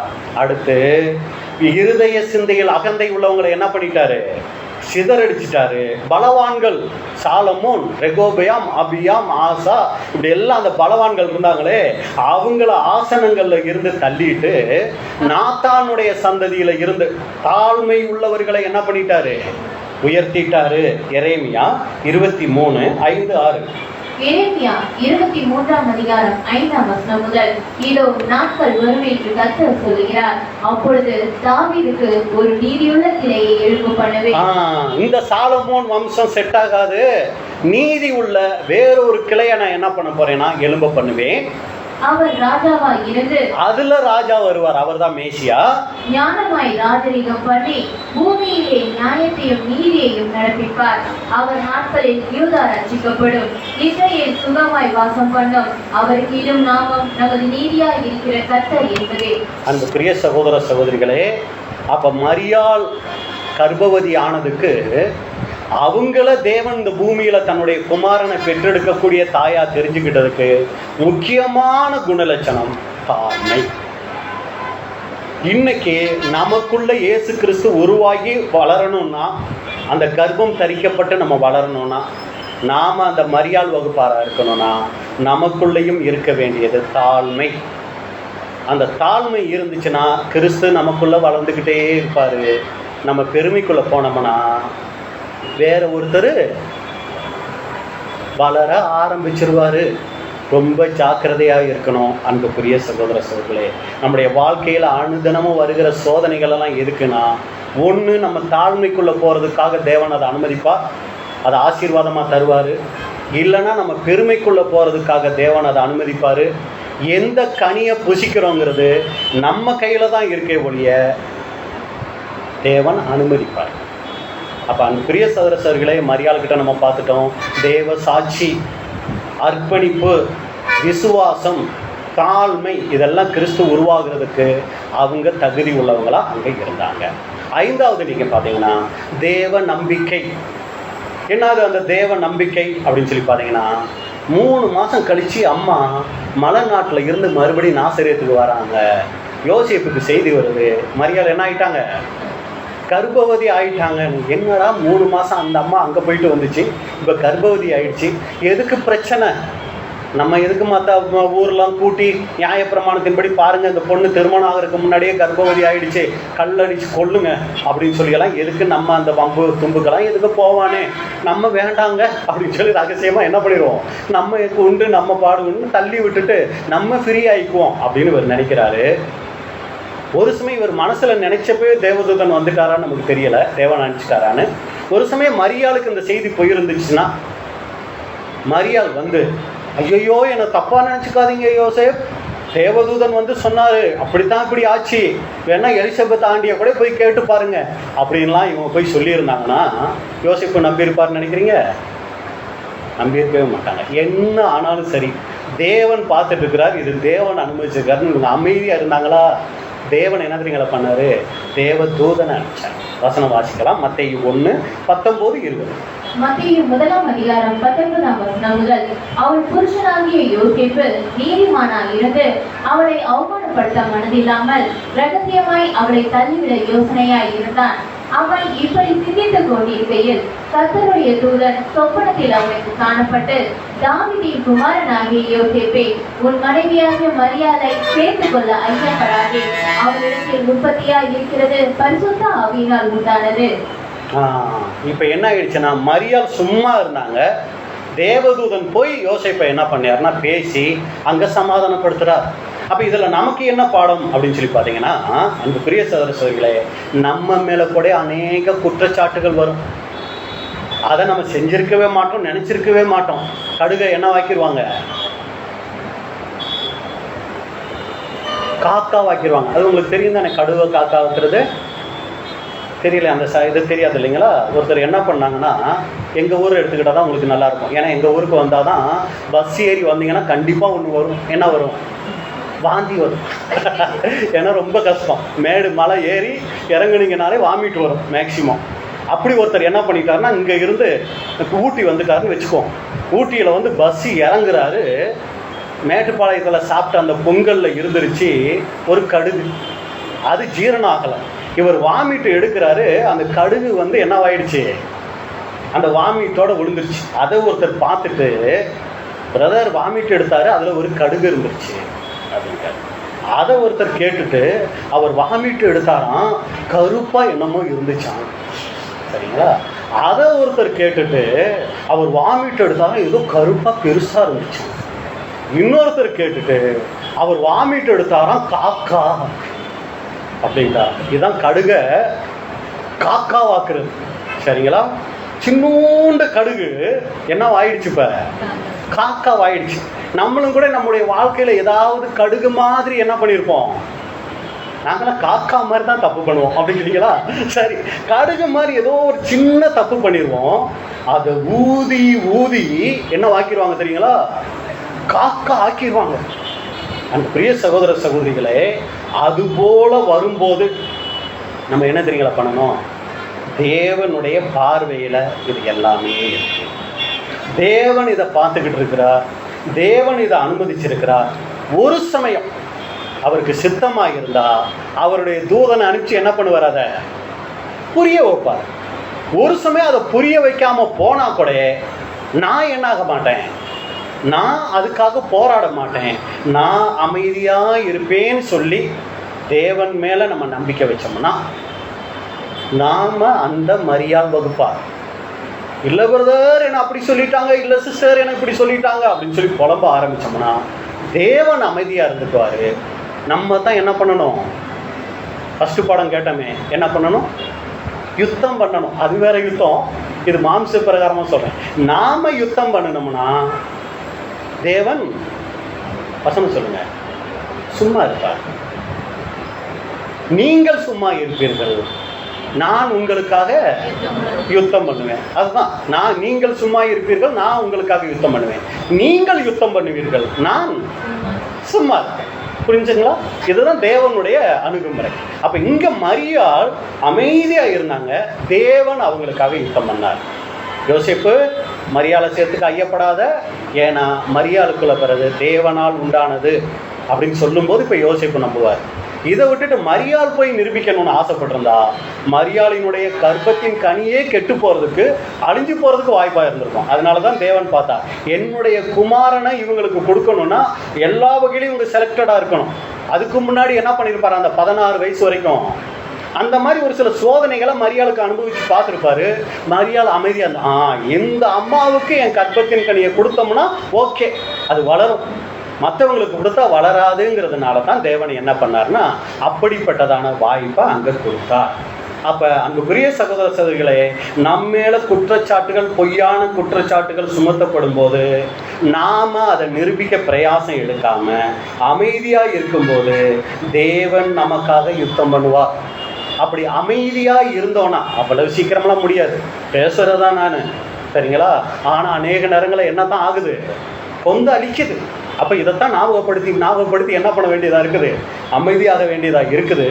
ஆனால் அப்படி அமைதியாக இருந்துட்டோம்னா நாம் அந்த மரியாள் வகுப்பார். 5 பார்த்துட்டோம், போதுங்களா? இன்னும் கொஞ்சம் இருக்குது. உங்களுடைய மனநிலைகள்லாம் எப்படி இருக்குன்னு எனக்கு தெரியலை. பார்க்கலாமா இல்லை போதுங்களா? பார்க்கலாம். சரி, சந்தோஷம். இப்போ அடுத்த 6வது நம்ம பார்க்குறோம், சுய பரிசோதனை. இந்த மரியாளுக்கிட்ட நம்ம பார்க்கும்போது ரொம்ப அருமையான ஒரு குணலட்சணம் என்ன தெரியுங்களா? சுய பரிசோதனை. பாருங்க, இப்போ இயேசு கிறிஸ்து பிறந்துட்டாரு. அடுத்து 33 வயசு வரைக்கும் மரியாள் தான் அதிகமாக இயேசு கிறிஸ்து கூடவே இருந்தவங்க, ரொம்ப அதிகமாக இயேசு கிறிஸ்து கூடவே இருந்தவங்க. இதை சுவிசேஷகர்களில் யார் அதிகமாக எழுதியிருக்கா மரியாளை பற்றி? மரியாள் இருக்காங்க இல்லைங்களா, அவங்கள தானே பார்த்துட்டு இருக்கிறோம். இப்போ இவங்களை பற்றி மத்தேயு அதிகம் எழுதியிருக்கிறாரா, மார்க் அதிகம் எழுதியிருக்கிறாரா, லூக்கா அதிகமாக எழுதியிருக்கிறாரா, யோவான் அதிகமாக எழுதியிருக்கிறாரா? லூக்கா தான் அதிகமாக. எப்படி சொல்கிறோம்? அது பிரதர் 16 வயசுலன்னு சொன்னீங்கல்ல, அங்கே ஆரம்பித்து சிலுவையில் மரிக்கிற வரைக்கும் மட்டும் இல்லை, உயிர்த்தெழுந்த பின்னாடி அப்போஸ்தலர் லூக்கா எழுதும் போதும் கூட சீசர்களோட மரியாள் இருந்தாங்கன்னு சொல்லி என்ன பண்ணுறாரு? எழுதி முடிக்கிறார். மரியாளை குறித்து அதிகமாய் வேதத்தில் எழுதுனது லூக்கா தான். லூக்கா எப்படி எழுதிட்டார் அப்படின்னு சொல்லி பார்த்தீங்கன்னா, இயேசு கிறிஸ்து மரித்த பின்னாடி லூக்கா அதிகமாக போய் மரியாளை சந்திச்சிருக்கிறார். அம்மா என்னெல்லாம் நடந்துச்சுன்னு கொஞ்சம் சொல்லுங்கம்மா, நான் விரிவாக தான் எழுதுவேன், சும்மா அங்கே இங்கெல்லாம் எழுத மாட்டேன், நல்ல விவரமாக விசாரித்து தான் நான் எதையும் எழுதுவேன், ஏன்னா ஐ ஆம் டாக்டர் அப்படின்னு சொல்லிட்டு அவர் என்ன பண்ணுறாருன்னா, சும்மா கேட்பார் பேச்செல்லாம் கேட்டு நான் எழுத மாட்டேன், தீர விசாரித்து தான் எழுதுவேன். அதுக்கு ஏதாவது வசனம் இருக்கா அப்படி சொல்கிறதுக்கு? இருக்குங்களா? லூக்கா 1ஆம் அதிகாரம் 1லிருந்து வாசிங்க. லூக்கா 1ஆம் அதிகாரம் 1ஆம் வசனம் முதல். மகா கனம் பொருந்திய தெயோப்பிலுவே, நாங்கள் முழு நிச்சயமாய் நம்புகிற சங்கதிகள். பாருங்க, நாங்கள் முழுசா நம்புற அந்த சங்கதிகளை ஆரம்பம் முதல் கண்ணார கண்டு வசனத்தை போதித்தவர்கள் எங்களுக்கு ஒப்புவித்தபடியே அவைகளை குறித்து சரித்திரம் எழுத அநேகம் பேர் ஏற்பட்டபடியா எல்லாரும் ஆளுக்கு பேனாவை எடுத்துக்கிட்டு எழுத ஆரம்பிச்சிட்டாங்க. அப்படி எழுத ஆரம்பிச்சதுனால ஆதி முதல் எல்லாவற்றையும் திட்டமாய் விசாரித்து பாத்தீங்களா? திட்டமாய் விசாரித்து அறிந்த நானும் உமக்கு உபதேசிக்கப்பட்ட விசேஷங்களின் நிச்சயத்தை நீர் அறிய வேண்டும் என்று அவைகளை ஒழுங்காய் உமக்கு எழுதுவது எனக்கு நலமாய் தோன்றிற்று. அதை ஒழுங்காய் எழுதணுங்கிறது எனக்கு நலமாய் தோன்றியது. அப்படி சும்மா அவசரப்பட்டெல்லாம் அவர் எதுவும் எழுதிட மாட்டாருங்க. அவர் போய் பார்த்து விசாரிச்சு, சரிங்களா? நம்ம பாஷையில் சொல்லணும்னா தமிழ்நாடு போலீஸ் விசாரிக்கிறதுக்கும் சிபிஐ விசாரிக்கிறதுக்கும் வித்தியாசம் இருக்குங்களா? தமிழ்நாடு போலீஸ் எப்படி விசாரிப்பாங்க? கவர்மெண்ட்டுக்கு சாதகமாக விசாரிப்பாங்க. சிபிஐ எப்படி விசாரிப்பாங்க? இருக்கிறத தெளிவாக விசாரிப்பாங்க. அந்த மாதிரி லூக்கா எடுத்ததையெல்லாம் கேட்டதையெல்லாம் எழுதிட மாட்டாருங்க. தெளிவாக போய் பார்த்து விசாரித்து தெளிவாக எழுதுவார். அந்த மாதிரி லூக்கா மரியாளுக்கிட்ட போயிட்டு, எப்படி தேவதூதன் வந்தார் அதையப்பா லூக்கா கேட்குற, நான் ஒரு 16 வயசு இருக்கும், வீட்டில் அப்படியே கோதுமையை புடச்சிக்கிட்டு இருந்தேன், ஒரு உதாரணத்துக்கு கோதுமை, திடீர்னு பார்த்தா அங்கே வந்து நின்றுட்டாரு தேவதூதன், பயந்துட்டேன், உடனே பயப்படாத மரியாள் அப்படின்னு சொல்லி அங்கேருந்து ஆரம்பிக்கிறாங்க. சரிங்களா? இப்படி இதெல்லாம் எதுக்கு பார்த்துட்டு இருக்கிறோம்? சுய பரிசோதனை. சரிங்களா? இப்போ லூக்கா தான் எழுதுறாரு. பார்த்தீங்கன்னா மரியாளை குறித்து அதிகமாக எழுதியிருக்கிறாரு. அப்படி எழுதும்போது மரியாள் மனசுல என்ன நினைச்சாங்கிறத எழுதுறாரு. அது எப்படி ஒரு மனுஷனுக்கு தெரியும்? அப்போ மரியாள் சொல்ல போய் தானே எழுதணும். இப்போ மரியாள் சொன்ன ஒரு விஷயத்தை எழுதுறாரு பாருங்க. லூக்கா 2ஆம் அதிகாரம் 19வது வசனம். லூக்கா 2ஆம் அதிகாரம் 19ஆம் வசனம். மரியாளோ அந்த சங்கதிகளை எல்லாம் தன் இருதயத்திலே வைத்து சிந்தனை பண்ணினார். இதை மரியாள் சொல்லியிருக்கிறாங்க. தேவனுடைய வார்த்தை கிடைச்ச உடனே நான் உடனே மறந்துடலாம் மாட்டேன். போன வாரம் என்ன சப்ஜெக்ட் கேட்டோம்? நம்ம மரியாதை வகுப்பா. பிரதர் கேட்டார், போன தடவை நான் வந்தப்போ என்ன சப்ஜெக்ட்டு எடுத்தேன்னு சொல்லி. நான் போன தடவை வந்தப்போ என்ன சப்ஜெக்ட் எடுத்தேன் ஞாபகம் இருக்கா? போன தடவை வந்தேன். பிரதர் சொல்லிட்டாரு, போன தடவை நீங்கள் வந்தீங்களா அப்படின்னு யாரும் நினைக்கல. எதுக்கு சொல்ல வரேன்னா, நம்ம மறந்துடுவோம். சரிங்களா? ஆனால் நீங்கள் பார்த்தீங்கன்னா மரியாள் தேவனுடைய வார்த்தை கிடைச்சிச்சுன்னா அடுத்த சப்ஜெக்ட் கேட்கும்போது முதல் சப்ஜெக்டை என்ன பண்ண மாட்டாங்க? மரியாள் மறக்க மாட்டாங்க. இருதயத்தில் வச்சு அப்படியே சிந்தனை பண்ணுவாங்களாம். ஏன் தேவன் இதை கொடுத்தாரு, ஏன் தேவன் இதை சொன்னார், இதுக்கு பின்னாடி என்ன இருக்கும் அப்படின்னு சொல்லி சுய பரிசோதனை பண்ணுவாங்களாம். சரிங்களா? இந்த சம்பவம் நீங்கள் பார்த்தீங்கன்னா சிமியோன் வந்து என்ன பண்ணுறாருன்னா, இந்த வசனமெல்லாம் பின்னாடி நீங்கள் வாசிக்குங்க. லூக்கா 2ஆம் அதிகாரம் 21 இருக்குது. வாசிப்பீங்க? சரி, வாசிக்கங்க. சரிங்களா? 21:35 வரைக்கும் நீங்கள் பார்த்தீங்கன்னா ஒரு சில சம்பவம் இருக்குது. இதில் நீங்கள் விசேஷமாக பார்த்தீங்கன்னா சிமியோன் வந்து என்ன பண்ணுவார்னா, மரியாதை ஆசீர்வதித்து பேசுவார். அது வசனம் நீங்கள் வேணா ஒன்று வாசிங்க. லூக்கா 2:28 வாசிங்க. லூக்கா 2ஆம் அதிகாரம் 28ஆம் வசனம் முதல், அவன் அவரை தன் கைகளில் ஏந்தி கொண்டு. இப்போ நீங்கள் அந்த இது கற்பனைக்கு போயிடுங்க. இப்போ நம்ம எங்கே இருக்கிறோம்? நாசரேத்தில் இல்லை, எருசலேம் தேவாலயத்தில் இருக்கிறோம். குழந்தைய தூக்கிக்கிட்டு மரியாளும் யோசேப்பும் அங்கே வர்றாங்க. அங்கே ஒரு வெள்ளை தாடி வச்ச ஒரு பெரிய, இப்படி நீங்கள் பைபிள் படித்தா தாங்க புரியும். சும்மா ஏதோ ஒரு எழுத்து அப்படின்ட்டு வீட்டுக்காரரை நினச்சிக்கிட்டோ வேலையை நினச்சிக்கிட்டோ பைபிள் படித்தோன்னு வைங்களேன், ஒன்றுமே புரியாது. பைபிள் படிக்கும்போது அந்த பைபிளுக்குள்ளே நம்ம போயிடணும். நம்மளும் ஒரு நபராக எடுத்து அந்த இடத்துல இருந்து படித்தோம்னா தான் இதெல்லாம் புரிஞ்சிக்க முடியும். இப்போ தேவாலயத்துக்குள்ளே போகிறாங்க. அந்த தேவாலயத்துக்குள்ளே ஒரு வயசான ஆள் நிற்கிறாரு. போன உடனே அம்மா குழந்தைய கொடுங்கம்மா அப்படிங்கிறாரு. இவங்களும் குழந்தைய கொடுக்குறாங்க. அந்த குழந்தைய தூக்கி வச்சு இப்போ அந்த வயசானவர் சொல்கிறாரு, வாசிங்க.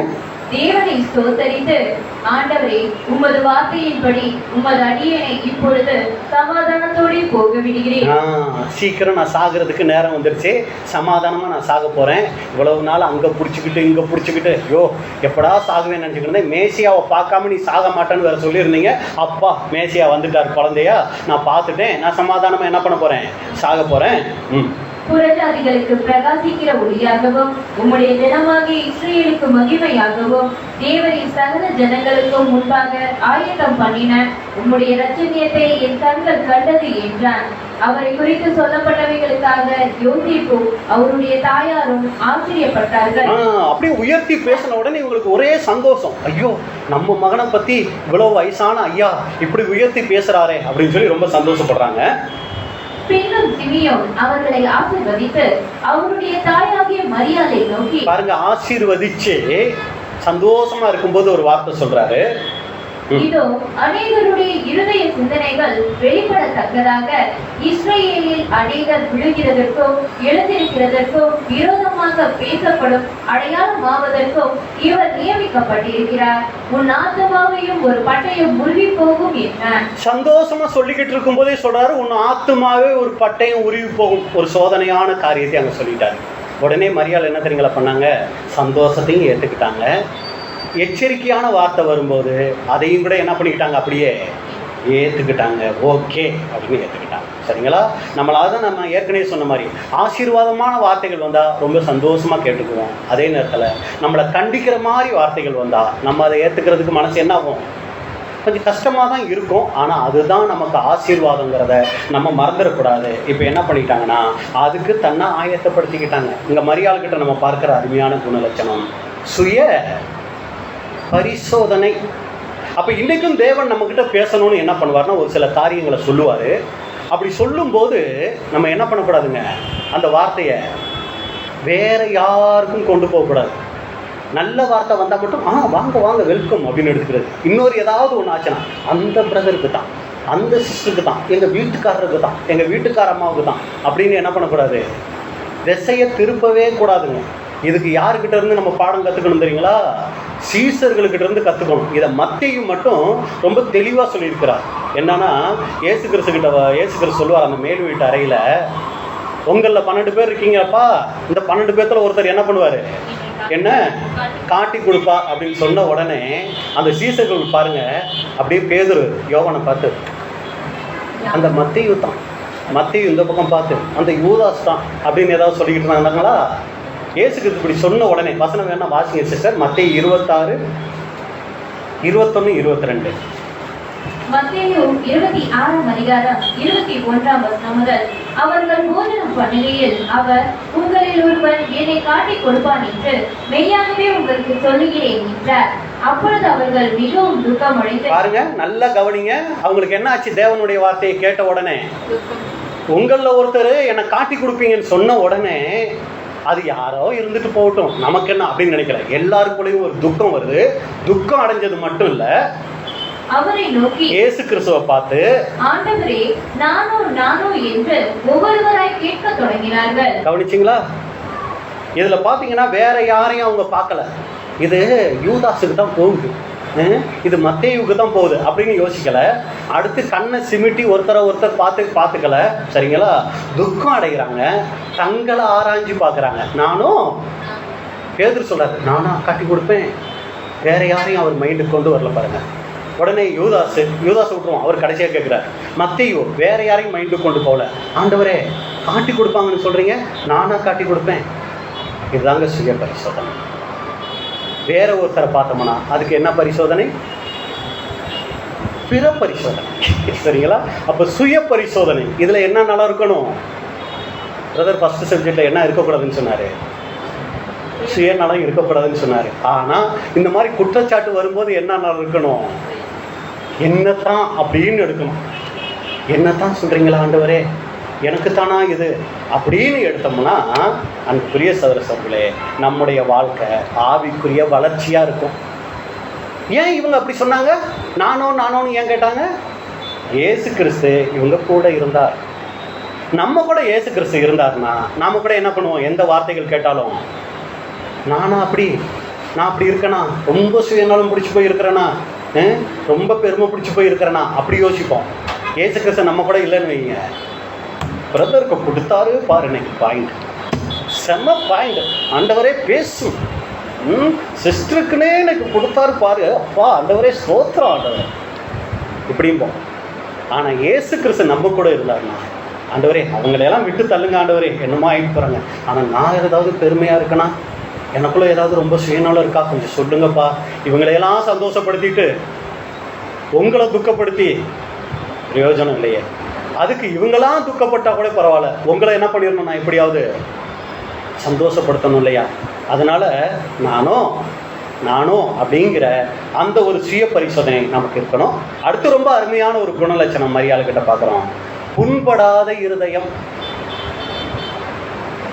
முதல் சம்பவம் பார்த்தீங்கன்னா, இப்போ இயேசு கிறிஸ்து பிறக்கிறார், வளர்றாரு. இயேசு கிறிஸ்துக்கு 12 வயசு ஆயிடுச்சு. இப்போ தேவாலயத்துக்கு போகிறாங்க. லூக்கா 2ஆம் அதிகாரம் 42 to 51 வரைக்கும் இருக்குது. இந்த சம்பவம் நமக்கு தெரியும். தேவாலயத்துக்கு போயிட்டாங்க, தேவாலயத்தில் இருந்துட்டு விட்டுட்டு இவங்க வந்துட்டாங்க. சரிங்களா? இப்போ இயேசு கிறிஸ்து என்ன பண்ணுறாருன்னா, அங்கேயே இருந்து ரபிமார்களோட பேசிக்கிட்டு இருக்கிறாரு. கொஞ்சம் தூரம் போன பின்னாடி தான் தெரியுது பையனை காணா. மறுபடியும் திரும்பி வராங்க. வந்து இப்போ கேட்குறாங்க இயேசு கிறிஸ்துக்கிட்ட, என்னப்பா இப்படி பண்ணிட்ட? வாசிங்க லூக்கா 2:48 இருந்து. லூக்கா 2ஆம் அதிகாரம் 48ஆம் வசனம் முதல். தாய் தகப்பன்மாரும் அவரை கண்டு ஆச்சரியப்பட்டார்கள். அப்பொழுது அவருடைய தாயார் அவரை நோக்கி, மகனே, ஏன் எங்களுக்கு இப்படி செய்தாய்? இதோ உன் தகப்பனும் நானும் விசாரத்தோடு உன்னை தேடினோமே என்றார். அதற்கு அவர், நீங்கள் ஏன் என்னை தேடினீர்கள்? என் பிதாவு கட்டளைகளில் நான் இருக்க வேண்டியது என்று நீங்கள் அறியீர்களா என்றார். தங்களுக்கு அவர் சொன்ன வார்த்தை அவர்கள் உணர்ந்து கொள்ளவில்லை. அப்போ நீங்கள் பார்த்தீங்கன்னா, அன்புக்குரிய சகோதர சகோதரிகளே, நம்ம வீட்டில் பையன் இருக்கிறாரு, கிட்டத்தட்ட ஒரு 12 வயசு பையனை எங்கேயாவது ஒரு கன்வென்ஷனுக்கு கூட்டிகிட்டு போகிறோம். கன்வென்ஷன் முடிஞ்சு திரும்பி வரும்போது ஆள் என்ன ஆகிட்டாரு, காணா. இப்போ கோயம்புத்தூரில் கன்வென்ஷன், திருப்பூர் வந்து சேர்ந்துட்டோம். சரிங்களா? திருப்பூர் வந்து பார்க்குறோம், வண்டியில் யார் ஏறல, பையன் 12 வயசு பையன் ஏறல. எங்கடா ஆச்சுன்னா, கன்வென்ஷனே விட்டுட்டு வந்துட்டோமோன்னு சொல்லி அந்த மண்டபத்துக்கு போகிறோம். அங்கே உட்காந்து ஒரு பிரதர்ஸங்களோட உட்காந்து பேசிக்கிட்டு இருக்கிறார். நம்ம போயிட்டு, டேய் என்னடா பண்ணிக்கிட்டு இருக்கிற, எங்கள் கூட வராமல் போயிட்டு ஏன் இப்படி பண்ணுற அப்படின்னா, போங்க வேலையை பார்த்துட்டு, நான் எங்கள் அப்பா வேலையை பார்க்க வேணாமா அப்படின்னு சொன்னால் நம்ம என்ன பண்ணுவோம்? பலகாரன்னு ஒன்று விடுவோம் இல்லைங்களா? அப்பா வேலையை பார்க்குறான், சின்ன வயசில் பாருங்க அப்படின்னு சொல்லி என்ன பண்ணியிருப்போம்? அத்தனை பேர் முன்னாடி நம்மளை கேவலப்படுத்தினா சும்மா இருப்போமா? தனியாக சொல்லியிருந்தா கூட பரவாயில்ல. அத்தனை ரபிமார்கள் முன்னாடி என்னை எதுக்கு தேடுறீங்க, நான் எங்கள் அப்பா பிஸ்னஸை பார்க்க வேணாமான்னு சொன்னால் நம்மளாக இருந்தால் அப்படி ஆகிடுப்போம். ஆனால் நீங்கள் பார்த்தீங்கன்னா பின்னாடி வசனங்களில் மரியாள் இதை குறித்து சுய பரிசோதனை பண்ணுறாங்க, சிந்தனை பண்ணுறாங்க. சரிங்களா? இந்த இடத்துல எத்தனை பேர் முன்னாடி என் பையன் என்ன இப்படி கேவலப்படுத்தி, ஆனால் அவர் கேவலப்படுத்தலை, ஆனால் இப்படி பேசிட்டாரேன்னு சொல்லி என்ன ஆகலைன்னா அங்கே புண்படவில்லை. இதை நம்ம நல்லா புரிஞ்சுக்கணும். அடுத்து இதில் இன்னொரு ரகசியமும் இருக்குது. ஏன் இயேசு கிறிஸ்து 11 வயசில் போய் அதை செய்யாமல், 15 வயசில் அதை போய் செய்யாமல் ஏன் 12 வயசில் செஞ்சார் தெரியுங்களா?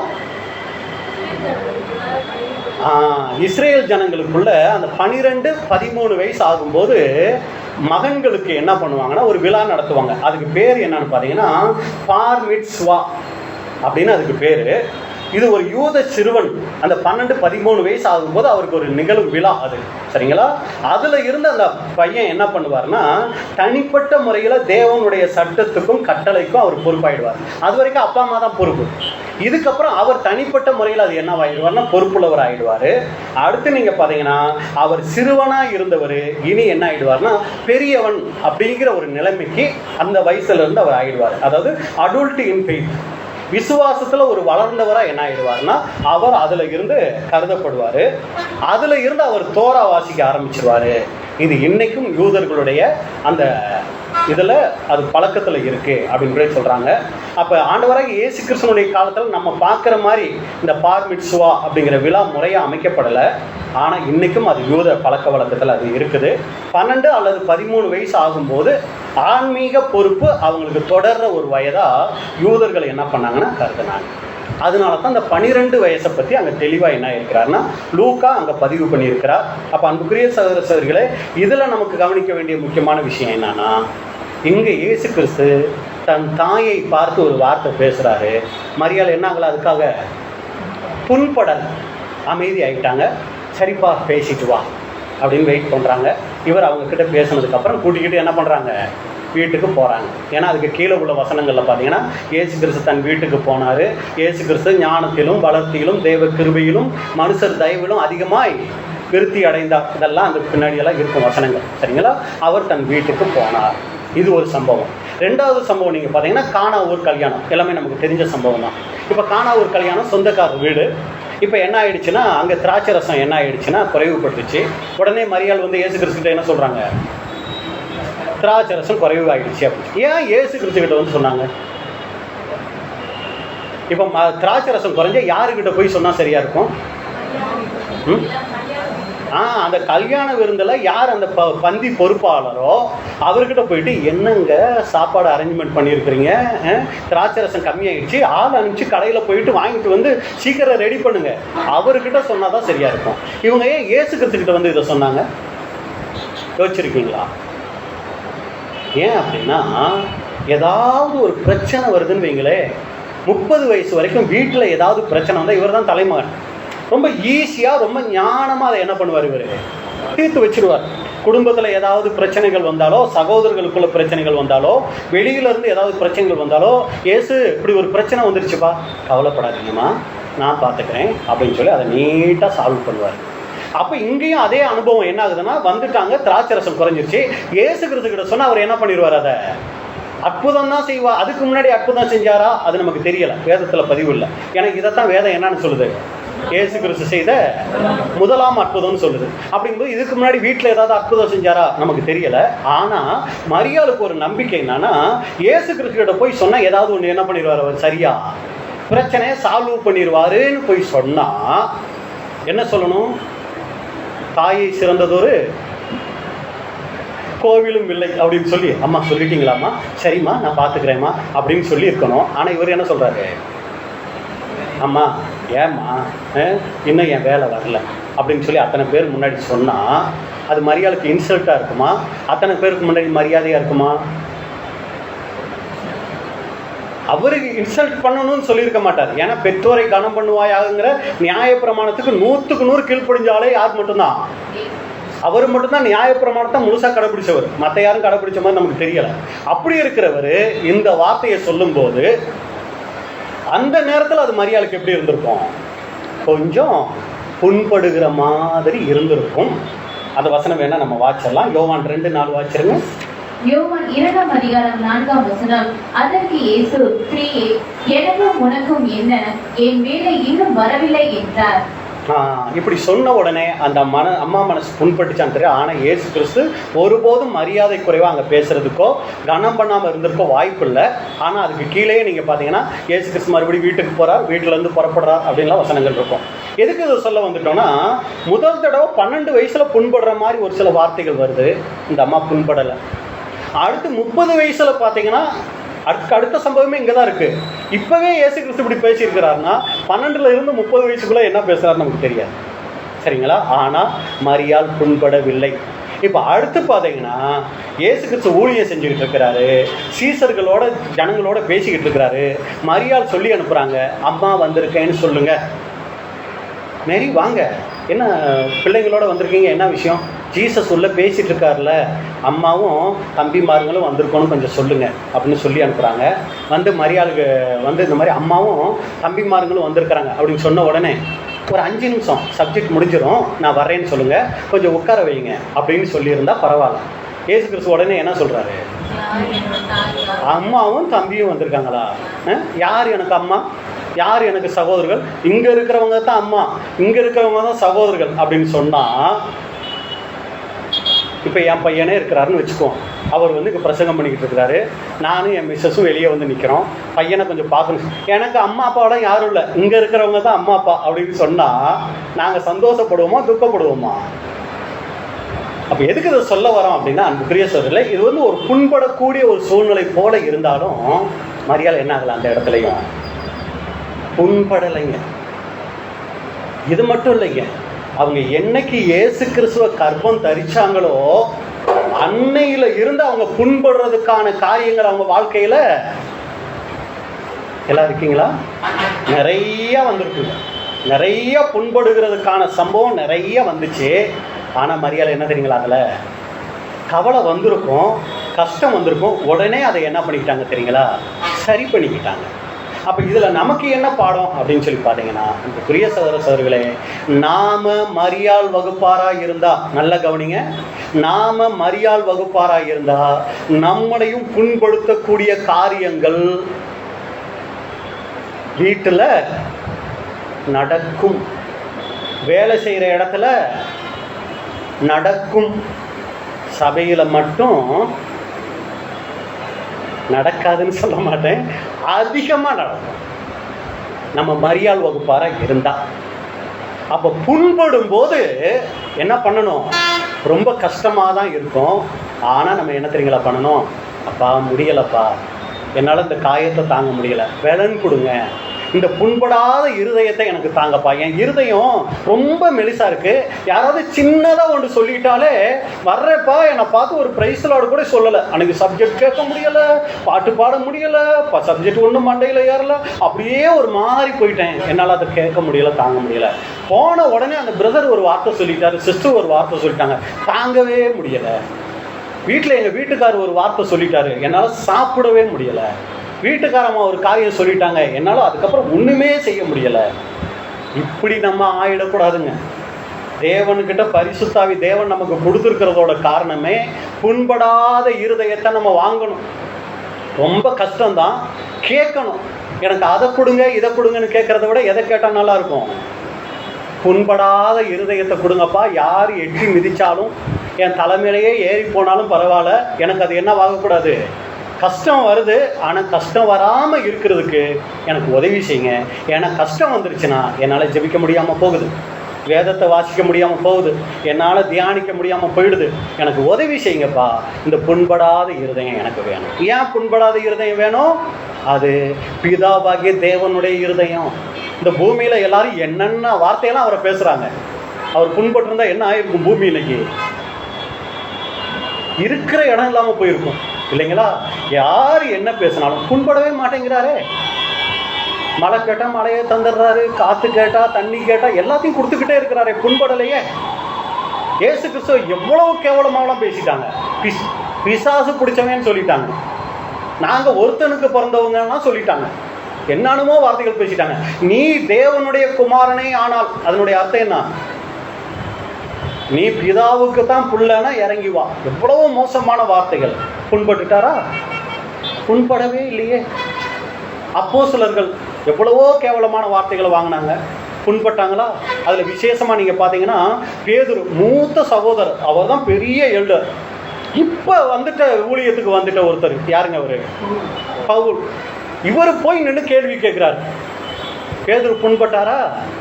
புண்பட்டிருந்தார்னா ரொம்ப ஓவராக சொல்கிற மாதிரி இருக்கு ஆள். அடுத்த தடவை எந்த சான்ஸ் கொடுக்காம ஆளை என்ன பண்ணிருங்க, அப்படியே கடைசி பெஞ்சுக்கு தள்ளி ஆளே வராமல் போனாலும் பரவாயில்ல, தூக்கிடுங்க அப்படின்னு இருப்பார். ஆனால் அவர் என்ன தெரியுங்களா எழுதுறாரு? அந்த வசனம் என்ன வாசிங்க சிஸ்டர்? 2 பேதுரு 3:15 எடுத்து வாசிங்க. 2 பேதுரு 3:15. 2 பேதுரு 3ஆம் அதிகாரம் 15ஆம் வசனம். மேலும் நம்முடைய கர்த்தரின் நீடிய பொறுமையை இரட்சிப்பென்று எண்ணுங்கள். நமக்கு பிரியமான சகோதரனாகிய பவுலும் தனக்கு அருளப்பட்ட ஞானத்தினாலே இப்படியே உங்களுக்கு எழுதியிருக்கிறார். அடுத்த வசனம்.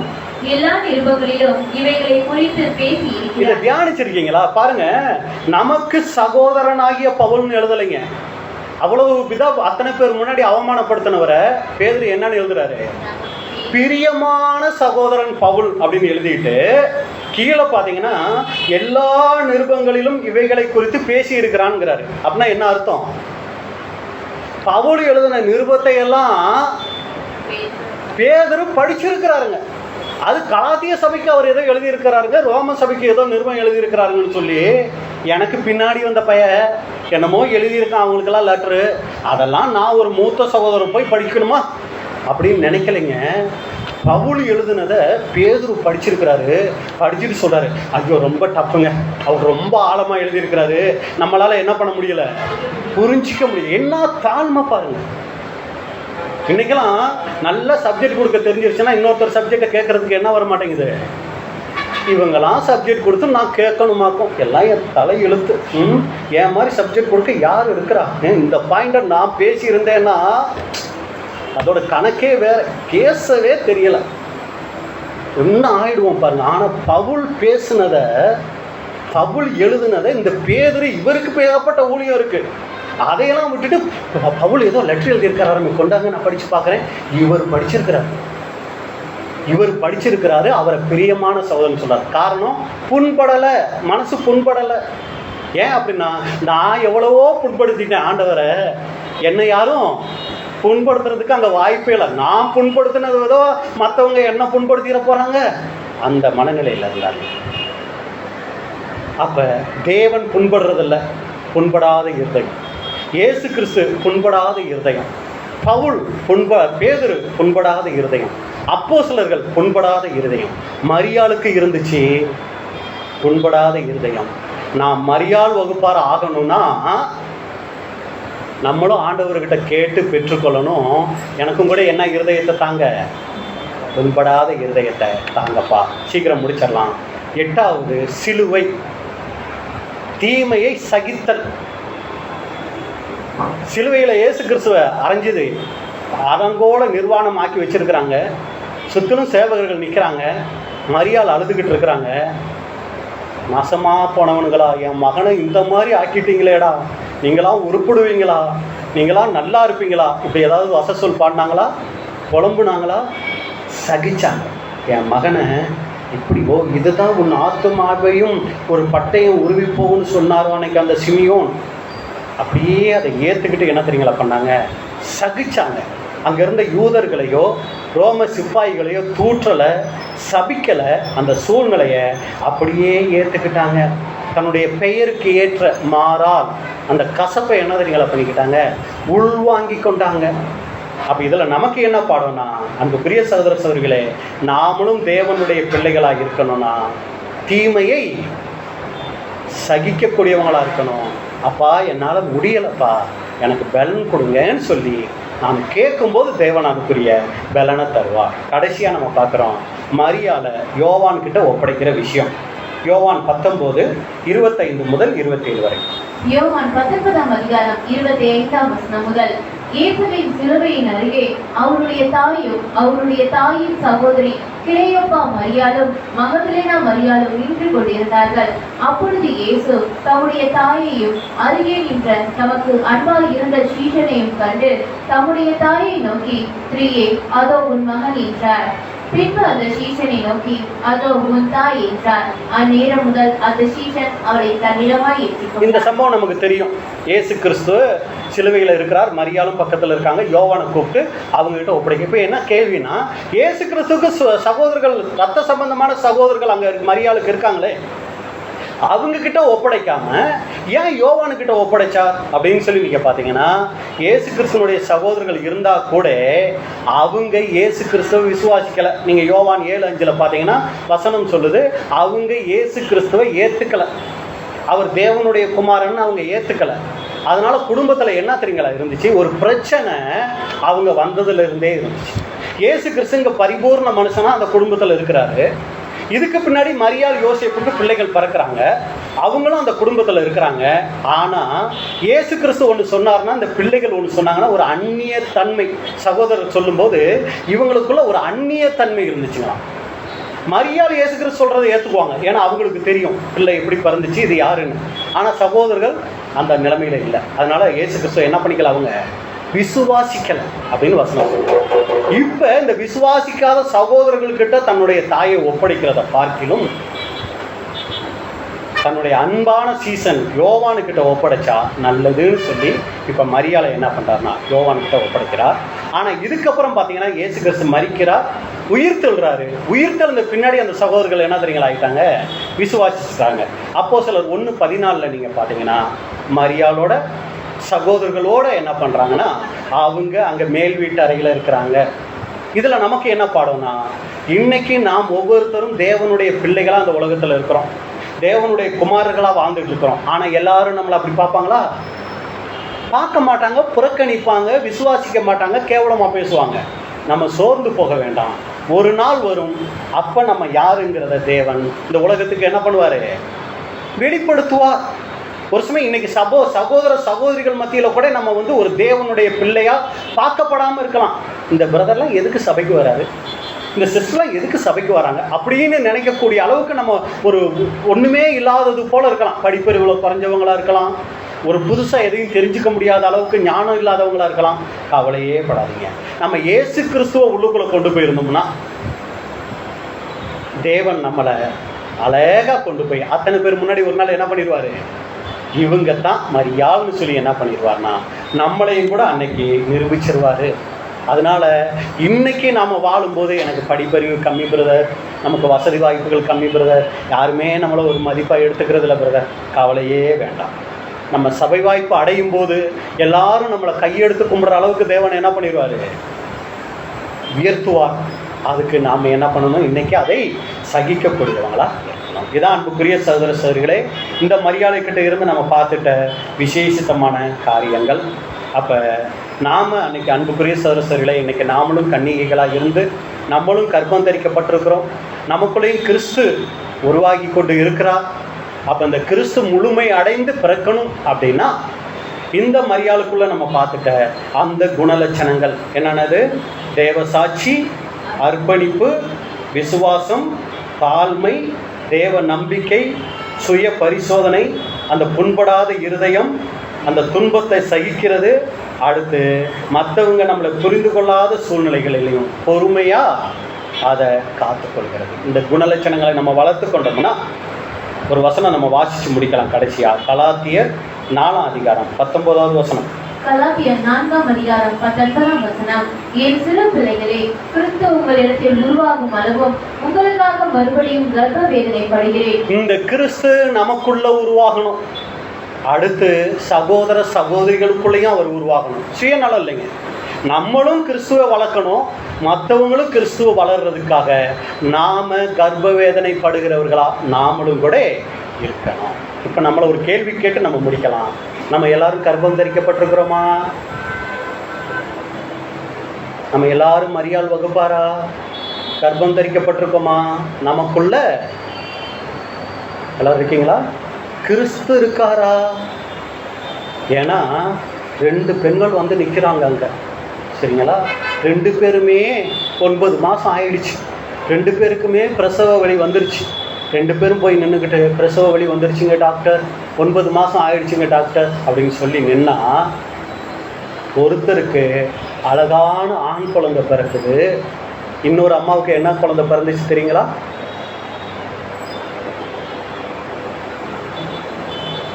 வசனம் வாட்சி முடிச்சிடலாமா? நல்ல ஞாபகத்துக்கு கொண்டு வந்துருங்க. எல்லாரும் நம்ம கர்ப்பம் தரிக்கப்பட்டவங்க தான். நமக்குள்ள கிறிஸ்து இருக்கிறாராங்கிறதுக்கு மேலே சொன்ன குணலட்சணங்களை எல்லாம் பார்த்தோம். கொஞ்சம் குறை நேரம் இருக்கும். குறை இருக்கிறதுனால தான் இதையெல்லாம் நம்ம என்ன பண்ணிக்கிட்டு இருக்கிறோம், பேசிக்கிட்டும் கேட்டுக்கிட்டும் இருக்கிறோம், சரி பண்ணிக்கிறதுக்கு. சரிங்களா? இப்போ நம்ம சிந்திச்சு முடிக்க வேண்டிய விஷயம், நமக்குள்ள கிறிஸ்து இருந்தாருன்னா ஓகே. ஆனால் 2 பேருக்குமே கர்ப்பம், 2 பேத்துக்குள்ளேயும் குழந்தை இருக்க மாதிரி சூழ்நிலை, பிரசவ வலியும் வந்தாச்சு. ஏசாயா 26ஆம் அதிகாரம் 17-18. ஏசாயா 26:17-18. நிதானமாக வாசிங்க, எல்லாரும் நல்லா கவனிங்க. ஏசாயா 26ஆம் அதிகாரம் 17ஆம் வசனம் முதல். கர்த்தாவே, பேறுகாலம் சமீபித்திருக்கையில். கர்த்தாவே என்னவாயிடுச்சு அப்படின்னா பிரசவ நேரம் வந்தாயிடுச்சு. வேதனைப்பட்டு என்ன வந்துருச்சு, பிரசவ வலியும் வந்துருச்சு. தன் அம்பாயத்தில் கூப்பிடுகிற கர்ப்பவதியை போல உமக்கு முன்பாக இருக்கிறோம். நாங்க எல்லாரும் வயிற்ற தள்ளிக்கிட்டு வந்து நிற்கிறோம். ஆண்கள் பெண்கள் எல்லாரும் தான் நம்ம, ஏன்னா கிறிஸ்துவ எல்லாரும் தான் தெரிஞ்சிருக்கிறோம். எல்லாரும் வழியோ ஆண்டவரே, ஐயோ டைம் ஆயிடுச்சு ஆண்டவரே அப்படின்னு சொல்லி வந்து நிற்கிறோம். நல்லா கவனிக்க வேண்டிய விஷயம் இதுதான். நாங்க எல்லாருமே கர்ப்பமா இருந்து வேதனையும் பட்டுட்டோம். காற்றை பெற்றவர்கள் போல் இருக்கிறோம். அண்டர்லைன் பண்ண வேண்டிய விஷயம், என்னத்தை பெற்று எடுத்திருக்கிறோம் அப்படின்னா ஒன்றும் இல்லை. எவ்வளோ ஒரு துக்ககரமான விஷயம் பாருங்க. 2 பேரும் கர்ப்பவதிகள் தான், சூப்பர். பிரதர் சிஸ்டர் 2 பேருமே கர்த்தருக்குள்ள நல்லா இருக்காங்க, 2 பேருமே வேதனைப்படுறாங்க, 2 பேருமே நல்ல வளர்ச்சிக்குள்ள இருக்கிறாங்க. ஓகே, என்னைக்கு அது வெளிப்படும்? பிரசவிக்கும் போது தான் தெரியும். உள்ளான மனுஷனா நம்ம இயேசு கிறிஸ்துவ வளர்த்து ஆக்கி இருக்கிறோமா, வெறும் காத்த வச்சுக்கிட்டு ஒப்பிக்கிட்டு இருக்கிறோமாங்கிறது அன்னைக்கு தான் தெரியும். நாங்கள் காற்றை பெற்றவர்களைப் போல இருக்கிறோம். இன்னொரு மொழிபெயர்ப்பு பார்த்தீங்கன்னா, நாங்கள் கர்ப்பமானோம், பிரசவ வேதனையில் துடித்தோம், ஆனால் வெறும் காற்றை பெற்றெடுத்தோம். அன்புக்குரிய சகோதர சகோதரிகளே, இன்னைக்கு சபையில் 2 வகுப்பாக இருப்பாங்க, 2 பேருமே கர்ப்பம் தரிச்சிருப்பாங்க. ஆனால் சில பேருக்குள்ள தான் உண்மையான கிறிஸ்து உருவாகி இருப்பார். மற்றவங்கெல்லாம் கிறிஸ்து உருவாகி இருக்கிற மாதிரி நடிப்பாங்க. ஒரு நாள் வரும்போது தான் அது குழந்தையா காத்தான்னு தெரியும். பெரிய மரம் அறுத்தா 5 சேரு 10 டேபிள் செய்யலாம். பெரிய மரம், சூப்பர் நல்ல குவாலிட்டி மரம் அப்படின்னு போயிட்டு அறுத்தா உள்ள ஒரே ஓங்க. அன்புக்குரிய சகோதரர்களே, அப்படி நாம் ஆகாதிருக்க தேவன் நமக்கு உதவி செய்வாராக. இந்த மரியாதை இடத்திலிருந்து நாம் கற்றுக்கொண்ட அந்த சத்தியங்களுக்காக தேவனுக்கு நாம் நன்றி செலுத்துவோம். நமக்குள்ளேயும் கிறிஸ்து உருவாவதற்கு அந்த குணலட்சணங்களை நாம் ஒவ்வொருத்தரும் வளர்த்துக்கொள்ள தேவன் தாமே நம் ஒவ்வொருவருக்கும் கிருபை செய்வாராக. பொறுமையோடு கேட்ட உங்களை தேவன் ஆசீர்வதிப்பாராக. இப்படிப்பட்டதான வாய்ப்பை கொடுத்த பிதாவாகிய தேவனுக்கும் ஆண்டவராகிய இயேசு கிறிஸ்துக்கும் அருமையான சகோதர சகோதரிகளுக்கும் என்னுடைய நன்றியை தெரிவித்துக் கொள்கிறேன். தேவனுடைய நாமம் மகிமைப்படுவதாக. ஆமாம்.